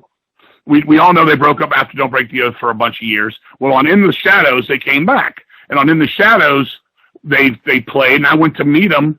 And I said, hey, remember me, King? And I know the guy's seen everybody around the world, so I'm not expecting him to remember me. But he's a dick. He's just kind of like a push-you-away jerk-off by now. So I was like, all right, whatever. So some guys gave me a copy of their 7-inch to give to him.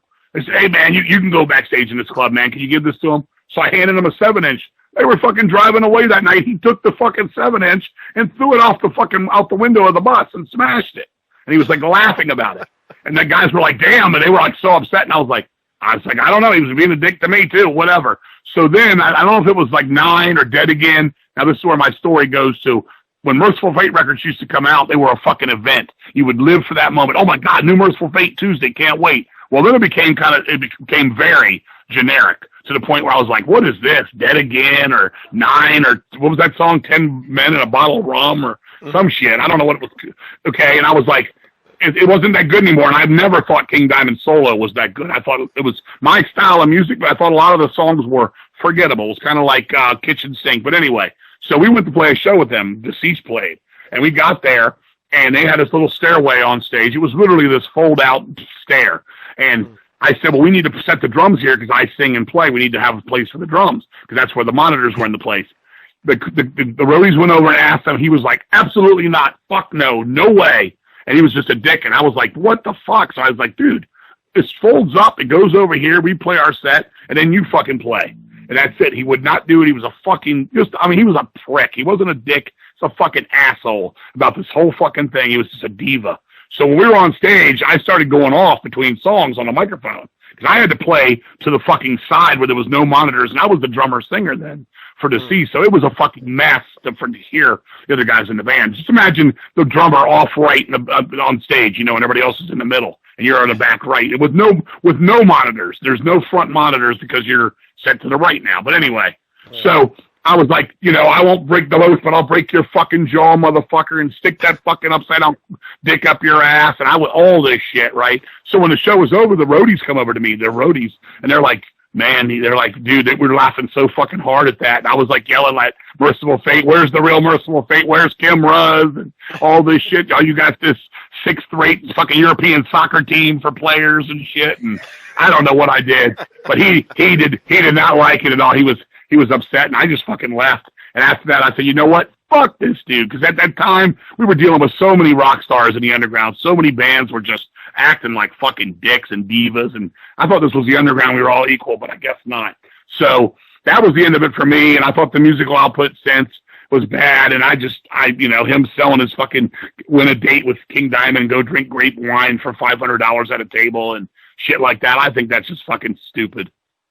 So that's my fucking story with Merciful Fate. I mean, the other guys, Michael Denner, all those guys, I talked to him, cool as shit, man. I mean, nice guys, but I mean, King Diamond is the band, as you know. And I don't know, some people can separate the shit, and if the music was good, maybe I would too, but it makes me not want to play it, and I still say the first EP and the first two albums are perfect, 10, 10, 10. And In the Shadows is about a 9. When I first came back, but then after that, it's like 4s and 5s, 3s and 4s. Mm-hmm. And that's pretty much it. If it's childish, then it's childish. But I mean, I don't appreciate shit like that, man. I mean, I'm a professional guy too. People were there to see us too. We charged money, or we asked people to pay money to see us on that bill, and we couldn't even give them our proper show because of that. We've dealt with them. I think we had just also dealt with 6 Feet Under with the same kind of fucking treatment and shit. And I was just tired of it, dude. And if you guys haven't noticed, I don't shut up. So yeah, but I totally get it. It's a bad experience. At least King Diamond carries a band. Chris Barnes doesn't have shit. That's true. Yeah, that's exactly. But it is what it is. I mean, we're older now. Whatever. I don't wish nobody death or anything like that. Back then, I wanted to hit him over the head with an upside down fucking hammer. But fucking now, I don't care. I just don't care. I mean, just whatever. But it does for me. I'm so passionate. It does for me. It makes me feel like my heart's hurt from it. It's like it really is. It's like if Voivod were dicks to me. My buddies seen them 51 times. If they were dicks, I'd feel crushed. That's just who I am. That's how I am. I'm nice to anybody that's nice to me. I don't fucking go out of my way to treat anybody like shit. And Deceased ain't no big head honcho anywhere, but we've been doing this 35 years, and we go out and we have bands that look up to us now for whatever reason, or just, give us respect for how long we've been doing this. And I try to get, I'm like, you're here too, man. Use the stage, use the banner, use the lights, use whatever you want to do. But I've said people like, no, don't look there. Don't look these people in the eye. Don't do that. And I'm just like, what the fuck is this? The Morbid Angel stories, all that shit. And then you meet people like, I just met Steve Harris a few months ago when he came to, into town with the British Lion. And that guy's he might be in the biggest metal band in the world, Iron Maiden. He's playing a club to 150 people in Lancaster, Amish County, PA.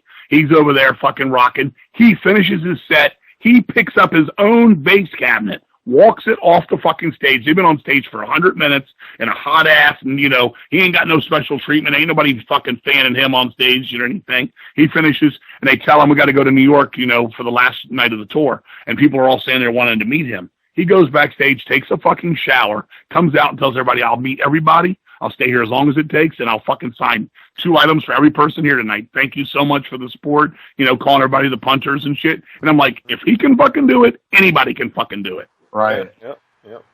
That's my idol. That's my musical idol. He looks the same. He acts the same. Maiden's never fucking budged for nobody. They made it their own way with their music. They went out and played and, and earned the masses. They earn what they do and shit. And fucking, he was the nicest fucking man to me, man. And I'll never forget that in my whole life. Respect the shit out of the man. And what a segue into talking about Martin Birch, who just passed away a few days ago. Actually, was it yesterday? You want one? So we're cutting the episode right here? No, we're continuing. Oh, just continuing. Well, I just wanted to say a funny Chris Barnes story. we played with Chris Barnes, 6 Feet Under, in Puerto Rico, and backstage after they played, he was having such a hissy fit because his weed box he had this little wood box that said Chris Barnes on it, and he had weed in it. He caused such a ruckus about it. And then when I go back to the hotel, one of the bands opened from Port, fucking with the box and smoking and making, and I was like, dude, that guy was going nuts looking for that shit. Just yeah, I can say stories too. I mean, that's just one of those people. One of the guys I want nothing to do with, does not represent what I consider part of the underground. Just I'm not part of it. Butchered at Birth is probably Cannibal's best release, but it's like he's not even the best vocalist on his own material. Yeah, I don't like the guy. I have a copy of Live Cannibalism instead of the old tapes for a reason. It's just the same material, but with a much better vocalist. Also, I'm outside because I'm getting high again, because I can feel myself starting to sober up, and that's not very threatening. I love George from Cannibal Corpse. He's a friend of mine growing up, and I got some great stories on him. He's in a fun way. I love him. He's a good guy. He's just so fucking goofy, man. I grew up with that dude. He'd come to our shows, and I fucking love him. He's like the best. Yeah, I know. He's ever in pure ability, and Monstrosity was fucking awesome too. I love George. I mean, I love when he was in Corpse Grinder. When he was in Corpse Grinder, we played. You know, he was always hanging out. And he'd always come see Deceased, and he would never get up front, man, because it would be so crazy. The pits would be so crazy in our shows in the '80s, where he would just be in the back. And there's a video of him on the YouTube. Like that? What's that? Was he always able to windmill his head like that? He didn't do it then. He wasn't doing it at these shows. He was always playing with his head. With a normal sized neck. All I know is he was always playing with his fucking hair, man, boy, making sure it was winged back like Farrah Fawcett. I know that. But dude, I love George, man. I love those guys. I'm not a big Cannibal Corpse guy myself at all, but I respect them because they've done it their way too, man. You know, they've gone out and did it and tour year after year, and they keep on trucking too. I wish them the best, man. Because they're like the incarnate of death metal, you know? Yeah. Like, they're just the most death metal band that ever death metal. Yeah, I love George. He's just fucking funny. I love Paul, too. Yeah, they're all, yeah, I mean, fucking, I really know, the most I know is George and Alex, the ones I know the most, but I wish them well. All right, Martin Birch. Let's talk about Martin Birch. Who's going to go first? I'm trying to get there. Well, let's start off. I just listened to Cultosaurus Erectus today. Actually, yeah, great fucking record that he did a really good job on. He's the best metal hard rock producer of all time. He's the best metal hard rock producer of all time. He brought out the best in any band we talk about. If you go to Purple, whatever you go to, Purple, Rainbow, Black Sabbath, fucking Maiden, you go to them. Their best shit's with him, man. Whitesnake. Mm-hmm. Yep. I mean, that's just where it's at. I mean, he knew how to pull those perfect amount of choruses out of Maiden, because we all know Maiden started doing the choruses a little too much when they got away from, they would overdo the chorus. The choruses are too long nowadays. I'll say that too. He had it perfect. I mean, all the way to the end of that run. And what he did with Sabbath, man, wow, with the Dio Sabbath, my God, unbelievable. I would have loved. But literally, my one problem with every Maiden album after fucking what's the one that came out in 2000? Brave New World. Every Maiden album after Brave New World, the main problem is end the fucking song, Steve Harris. Yeah. They go on. Since X Factor, they were doing that. It's not like they have verses or like more melodic parts. It's just chorus repeats. Yeah, I know he does go on long. I think Steve Harris has really found he likes to go into his 70s prog fucking feel too much now. It's really showing now. Though I'm a massive. I think Book of Souls is one of my favorite Maiden albums they ever did. I'm a big Book of Souls guy. Oh, I love it. I played that record at least 150 times since it came out. I think it's the best record of the last 10 years. Really, I find it very hard to listen to. For me, I just I know a lot of people do. For me, it's the best. Yeah, I'm not a big fan of that album, but I will say the title track is the best song Maiden's done since Powered Slave. Man, I love Ghost of the Navigator. Oh wait, I'm sorry. I thought we were talking about Book of Souls. Yeah, that's what he was. Okay, yeah. The title track, Ghost Book of the of Souls. Navigator. That's a great one. I'm not a big fan of. That's my favorite off Brave New World, Ghost of the Navigator. Well, it's the that's best a great song song. off Brave New World. Yeah. I see. My thing. I think Brave New World's the worst record with Dickinson since he came back. I think there's too much of his solo. I think there's too much of. I think there's too much of his solo vibe to some of that. Like Silent Planet, I do not like that. It does not sound like Maiden to me. I agree, but I do like some. I do like some of it though. I mean, what's the one on there? Mercenary. I like Mercenary. Yeah. Right. Oh well, but Martin Birch kicks ass, and if I was to pick an all-time favorite from him, I'd say "Peace of Mind's my favorite Martin Birch record by any band he did, followed by Mob Rules. If I had to pick one, Somewhere Killers. I'd see, say Rainbow Rising. That'd be my Rainbow third. Rainbow Rising's great. If everybody goes three, I'll say Peace of Mind's 1 for me, Mob Rules is 2 for me, and Fire of Unknown Origin is 3 for me. If we can only go 1 per band. That's one of mine. Fire of Unknown Origin, I'll go with that one. Fear of the Dark, I really like. But I'm going to agree with Nate, Somewhere in Time. Somewhere in Time, That's if I have to pick That's my favorite. That's one of my favorite ones. That's a great one. Somewhere in Time and Killers, it's going to be. And even Heaven and Hell, Black Sabbath. That's a great one. I like Hell, Heaven yeah. I like Ozzy. And by all of us naming our favorites right now, it shows us how cool Martin Birch is, because nobody's named a shitty record that any of us would call a shitty record. Right? No. Nope. Nope. And I'm even going through the list. Like I didn't know he did White Snake and Wishbone Ash and what the hell was the other one? Fleetwood Mac even did. Oh yeah, you got to start somewhere. I'm not sure if he produced it, but I know he had something to do with the first Sabbath album too. Probably mixed it or something. I know he had something to do with the first Sabbath album. I believe he either mixed or was Roger Bain's assistant on that. Yeah. Oh, I know. Yeah. See, for me, the first Black Sabbath was engineered Tom Allom, Judas Priest fame. Mm-hmm. Oh, maybe That's kind of what made me get confused. Yeah, maybe I do have that confused. Yeah, Tom Allom does. Yeah, Tom Allom is the one that did the first Black Sabbath. Birch came later on. I feel like we're all talking. I feel like we're on the walkie-talkies in the Thing movie. Like, yeah, none of us survived. Burn the underwear. Burn the underwear. It was funny.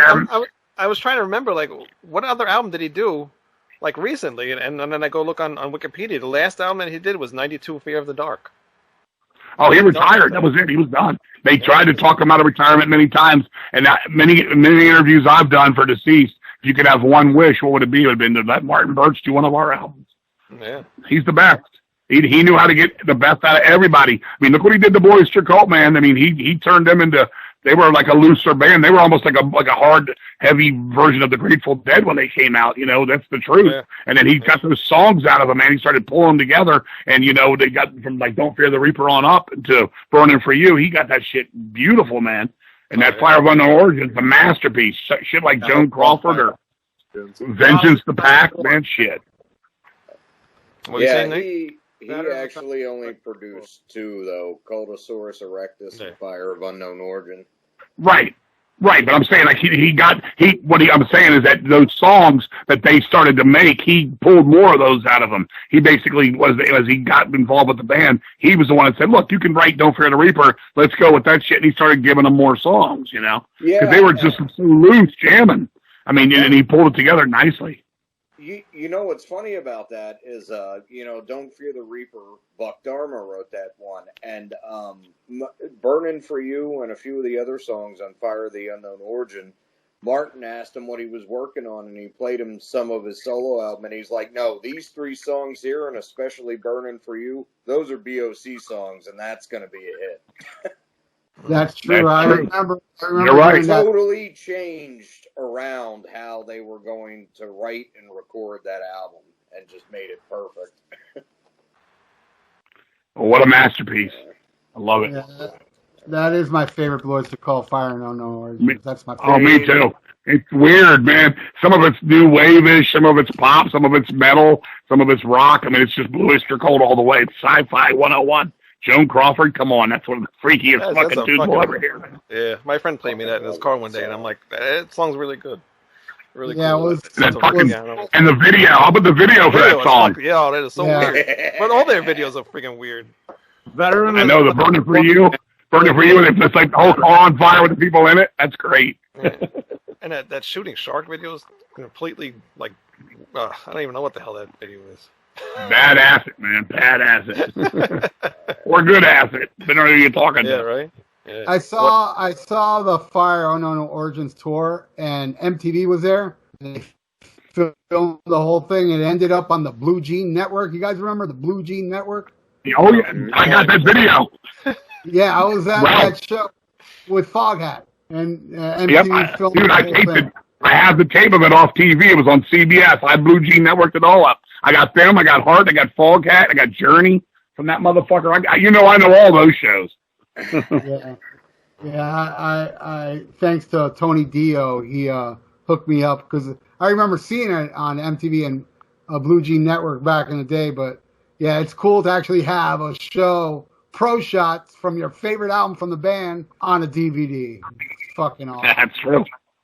Such a mine, I guess mine is the Sabbath show when they have it in hell at the Radio City Hall. Going to that show, man, that was a fucking that's mine. I guess Kiss too. Kiss the Largo '79 show nice. Too. That was my first concert ever. So. Oh wow. Well, that's nice to get a pro shot of that. I'm looking at the sponge. I got from the fucking disco ball right now. I still got it right here. What don't you have in the house? Oh my God. 41 years ago, I got that fucking thing. So my mom was like, "What the hell's the ceiling caving in?" I said, "No, Mom, it's Kiss Army." She said, "What the hell? The Army's here?" I was like, "No, it's a sponge. It's the Kiss fucking Army, Mom." She looked at me. My mom said, "I said, what'd you think?" She said, "They were loud as shit." Great time. My first show was in '79 as well, and even though I'm older, my parents were a little more strict. But you know, I had to sneak out of the house to see the Heaven and Hell tour, and with Riot opening, it wasn't Blue Oyster Cult. And when I got home, my dad was waiting for me with the belt, and it was worth every goddamn lash, man. Yeah. It was well, awesome. my kiss was the best. But unfortunately, my second show was Aerosmith, 80 Night in the Ruts, and they were fucking awful, man. Oh, was that at Largo? That was at Largo. It's on the internet too. I was there. Yeah, Steven Tyler fell off the stage twice during the show. My mom looked at me and she said, my mom said, "Kingsley." I said, "What, Mom?" She said, "Sugar, this sucks." But Mother's Finest opened, 38 Special and Mother's Finest opened, and they were killer. So what sucked about it was I could have got tickets. I got to pick, you know, my mom would go about once a year for the first couple of times. Kiss in '79, '80, my friend Andy said, "Let's go see Aerosmith." I wasn't the biggest Aerosmith guy to begin with. I wanted to go see Angel with Frank Marino and Humble Pie and Mother's Finest, but we ended up going to the Aerosmith and it stunk. But by the third show, my mom said, "You know what? Just go yourself. I'll drop you off and pick you up." And the third show was Black Sabbath Mob Rules with Alvin Lee and fucking Mick Taylor from the Stones. And that's when I sold my soul to rock and roll for real. That's when I became a heavy metal mutant. That was December 3rd, 1981. I still got my baseball jersey. I'll never give that away. And that literally is the day I became, I was already loving my rock and my metal, but that's when I said my whole life's going to be, that's what I'm doing.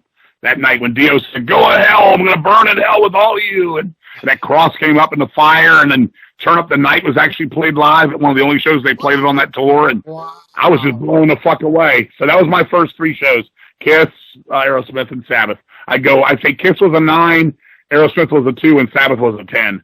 Kiss would have been perfect if they just Peter Criss was fucking up a few parts, as we all know. But that's how it went. Yeah. I saw we got the Mob Rules show. But, yeah, Mob Rules was the best. They didn't play Turn On. You're breaking up really bad. Doesn't like that song. You're breaking up. Oh, I'm sorry. It's okay, though. We're still going to burn the underwear. Burn the underwear! Yeah, I suppose we should circle back around and do the 3, too.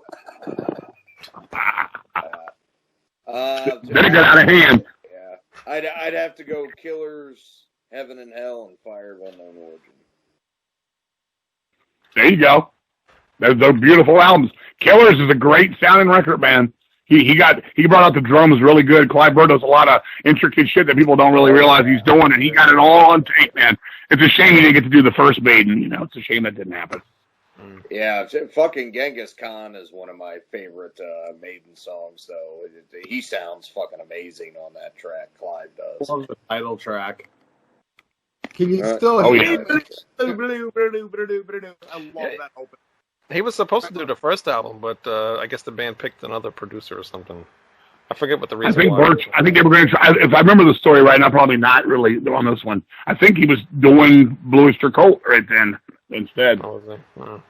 Or Sabbath, maybe. I don't know. I think so. They may have been mixing Live Evil or something. I don't know what it was, but it was something to do with it. Or I guess it wasn't Live Evil. That was 82. But yeah, I actually saw Sabbath again right after 81. They came back and they did 10 shows. It was called the Live Evil Summer Tour. The album wasn't out yet. And they only did 10 shows because they didn't get all the the audio they needed on the the Mob Rules tour. So what's weird is on the Live Evil album, when he's talking about, he's like, yo, and he's talking about the cameraman, and this album's going to be live. They did that at our show too, but it doesn't say that Maryland was one of the shows used to record that. But I swear what he says on there, either he did it every night and it was staged, or it was from our show. But it was them and Johnny Van Zandt Band opened up on that one, and it was just at Meriwether Post. It was a little pavilion, Meriwether Post, where they do the M3 festival and shit. But I saw that. I think that was it was the same day. It was the weekend that Fast Times at Ridgemont High came out, because my mom went to the mall and watched that, and I saw that show. I was in the last fucking row, man, in the place. But it was great, man. And that was, and then Dio quit. You know, he's gone, and then we all know what happened from there. Yeah. I actually saw my first concert at Meriwether Post, and it was Kiss. Oh yeah, which tour? It was after the initial reunion tour, but it was before the farewell tour, like 98, 99. Was it with Ted Nugent? Yes, Nugent opened. Oh, yeah. I was there. Oh, too. Yeah. Were you? I thought it was an amazing show. Oh, I think Kiss. I think I've seen Kiss now. What, 20? I don't know, a lot. I saw him twice on this farewell already. I wanted to go again. We were supposed to see him in Atlantic City here in August, but obviously we're not. That was the last show I saw before the Corona came. We just went and saw him and David Lee Roth, man. I wasn't into David Lee Roth, man. Me and fucking Ralph. I mean, Ruben fucking had it out on that. Dude, David Lee Roth was fucking. It was fucking atrocious. It was like somebody said, "Hey, you in the fourth row, you look like David Lee Roth. Come up here and act like him." He went on stage. He couldn't even walk. He couldn't even walk from one side of the stage to the other. He was so sore that night or something. He was just goofy. But Kiss was killer, man.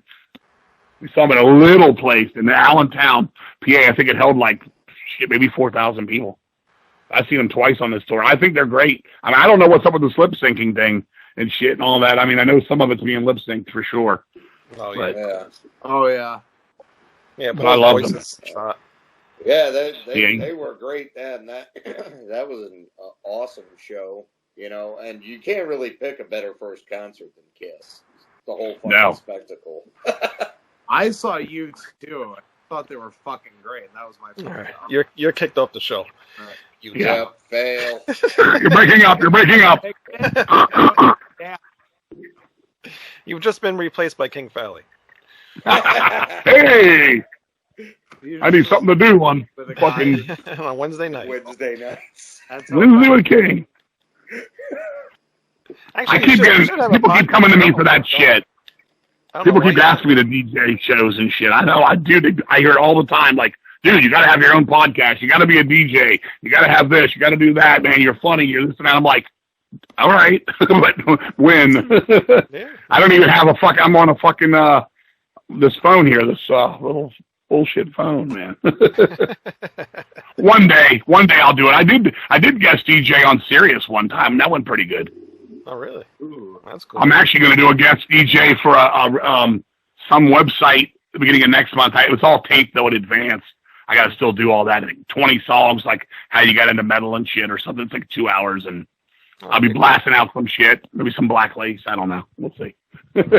Killer. But one day maybe I'll come in and we'll have some fun with it.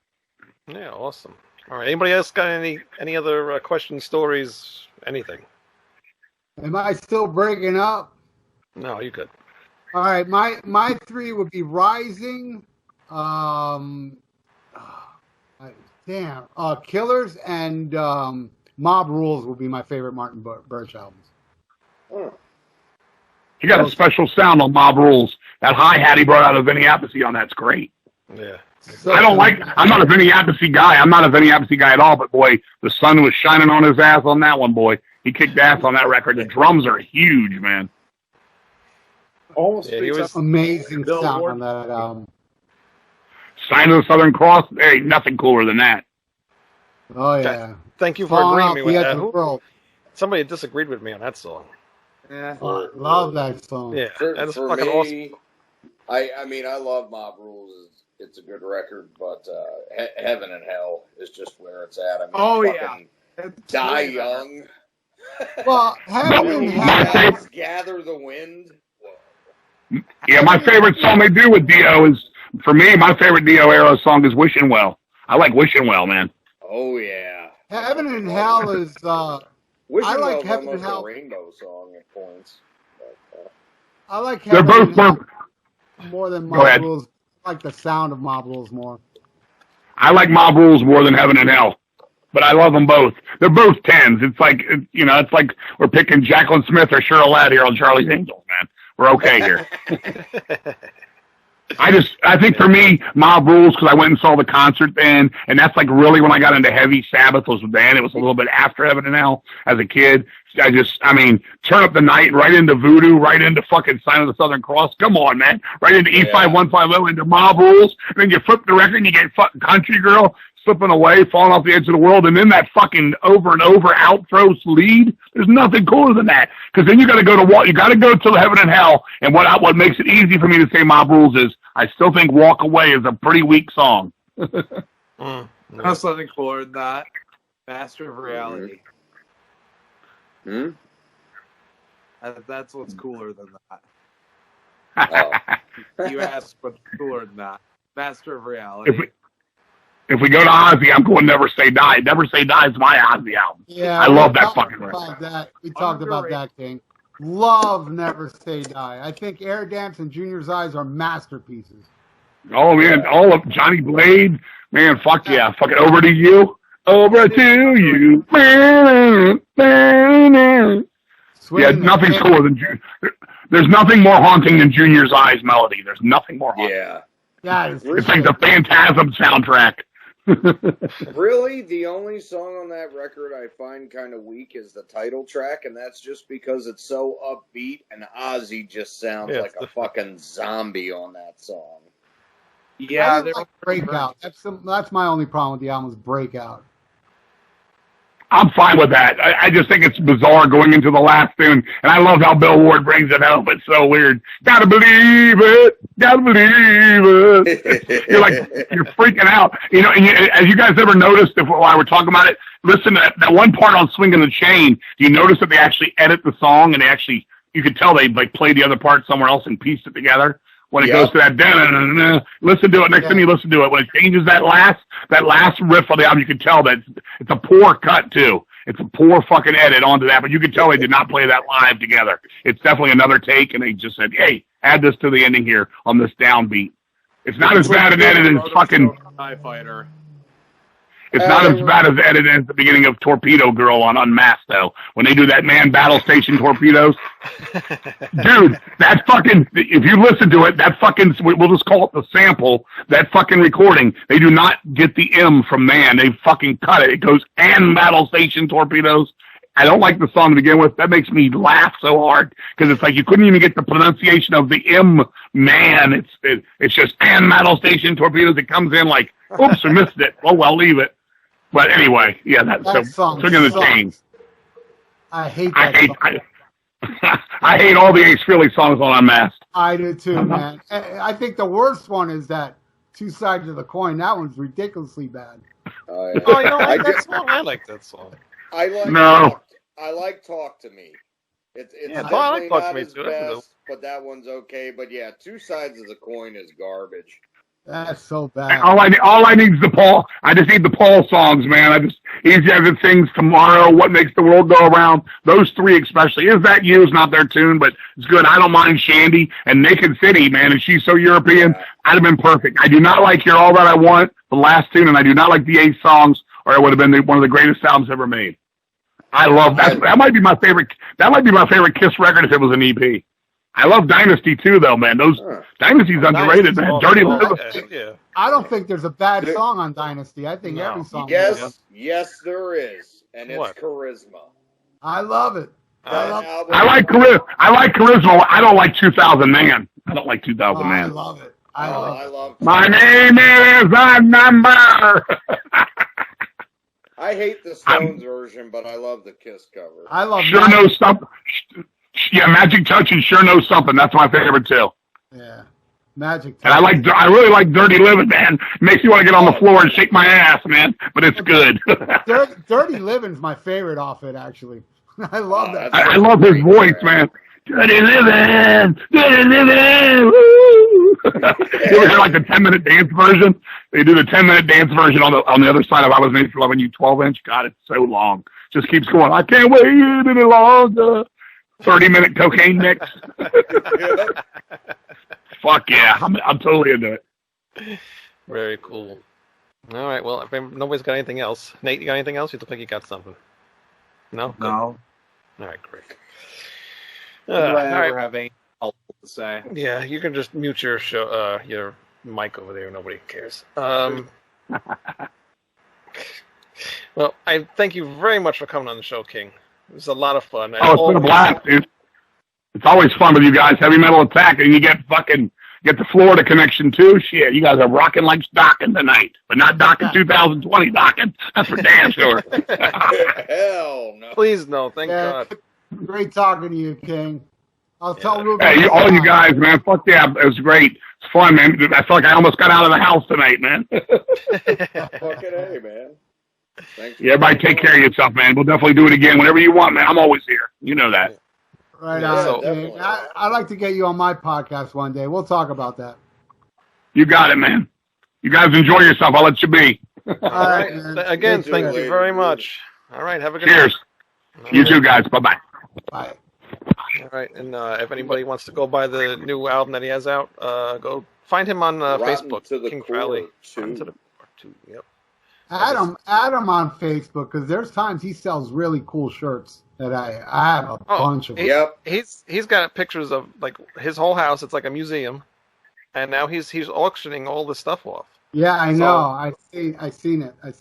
Yeah, he's on my Facebook, and I must own about 20 shirts he's sold, because he always has the obscure shit. You know, he puts shit,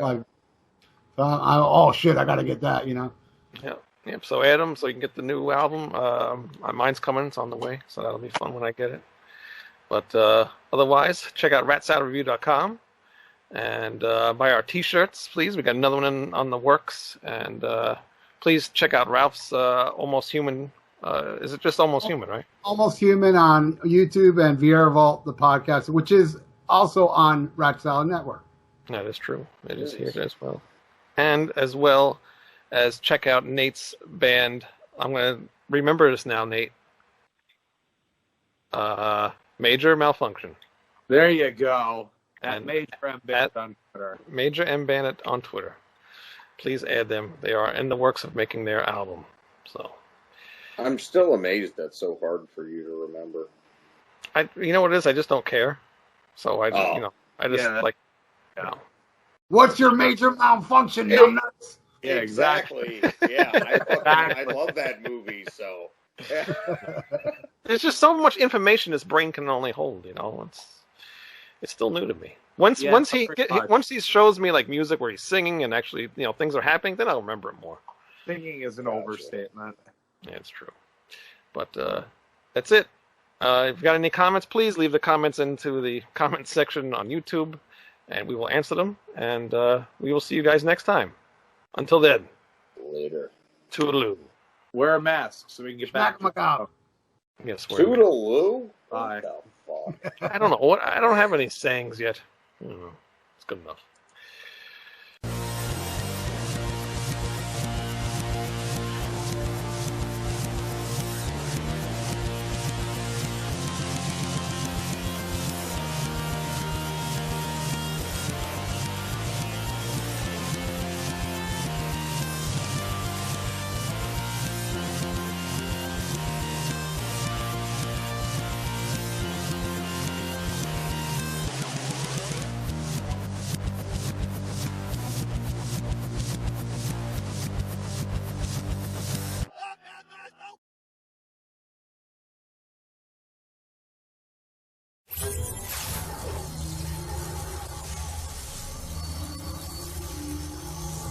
What?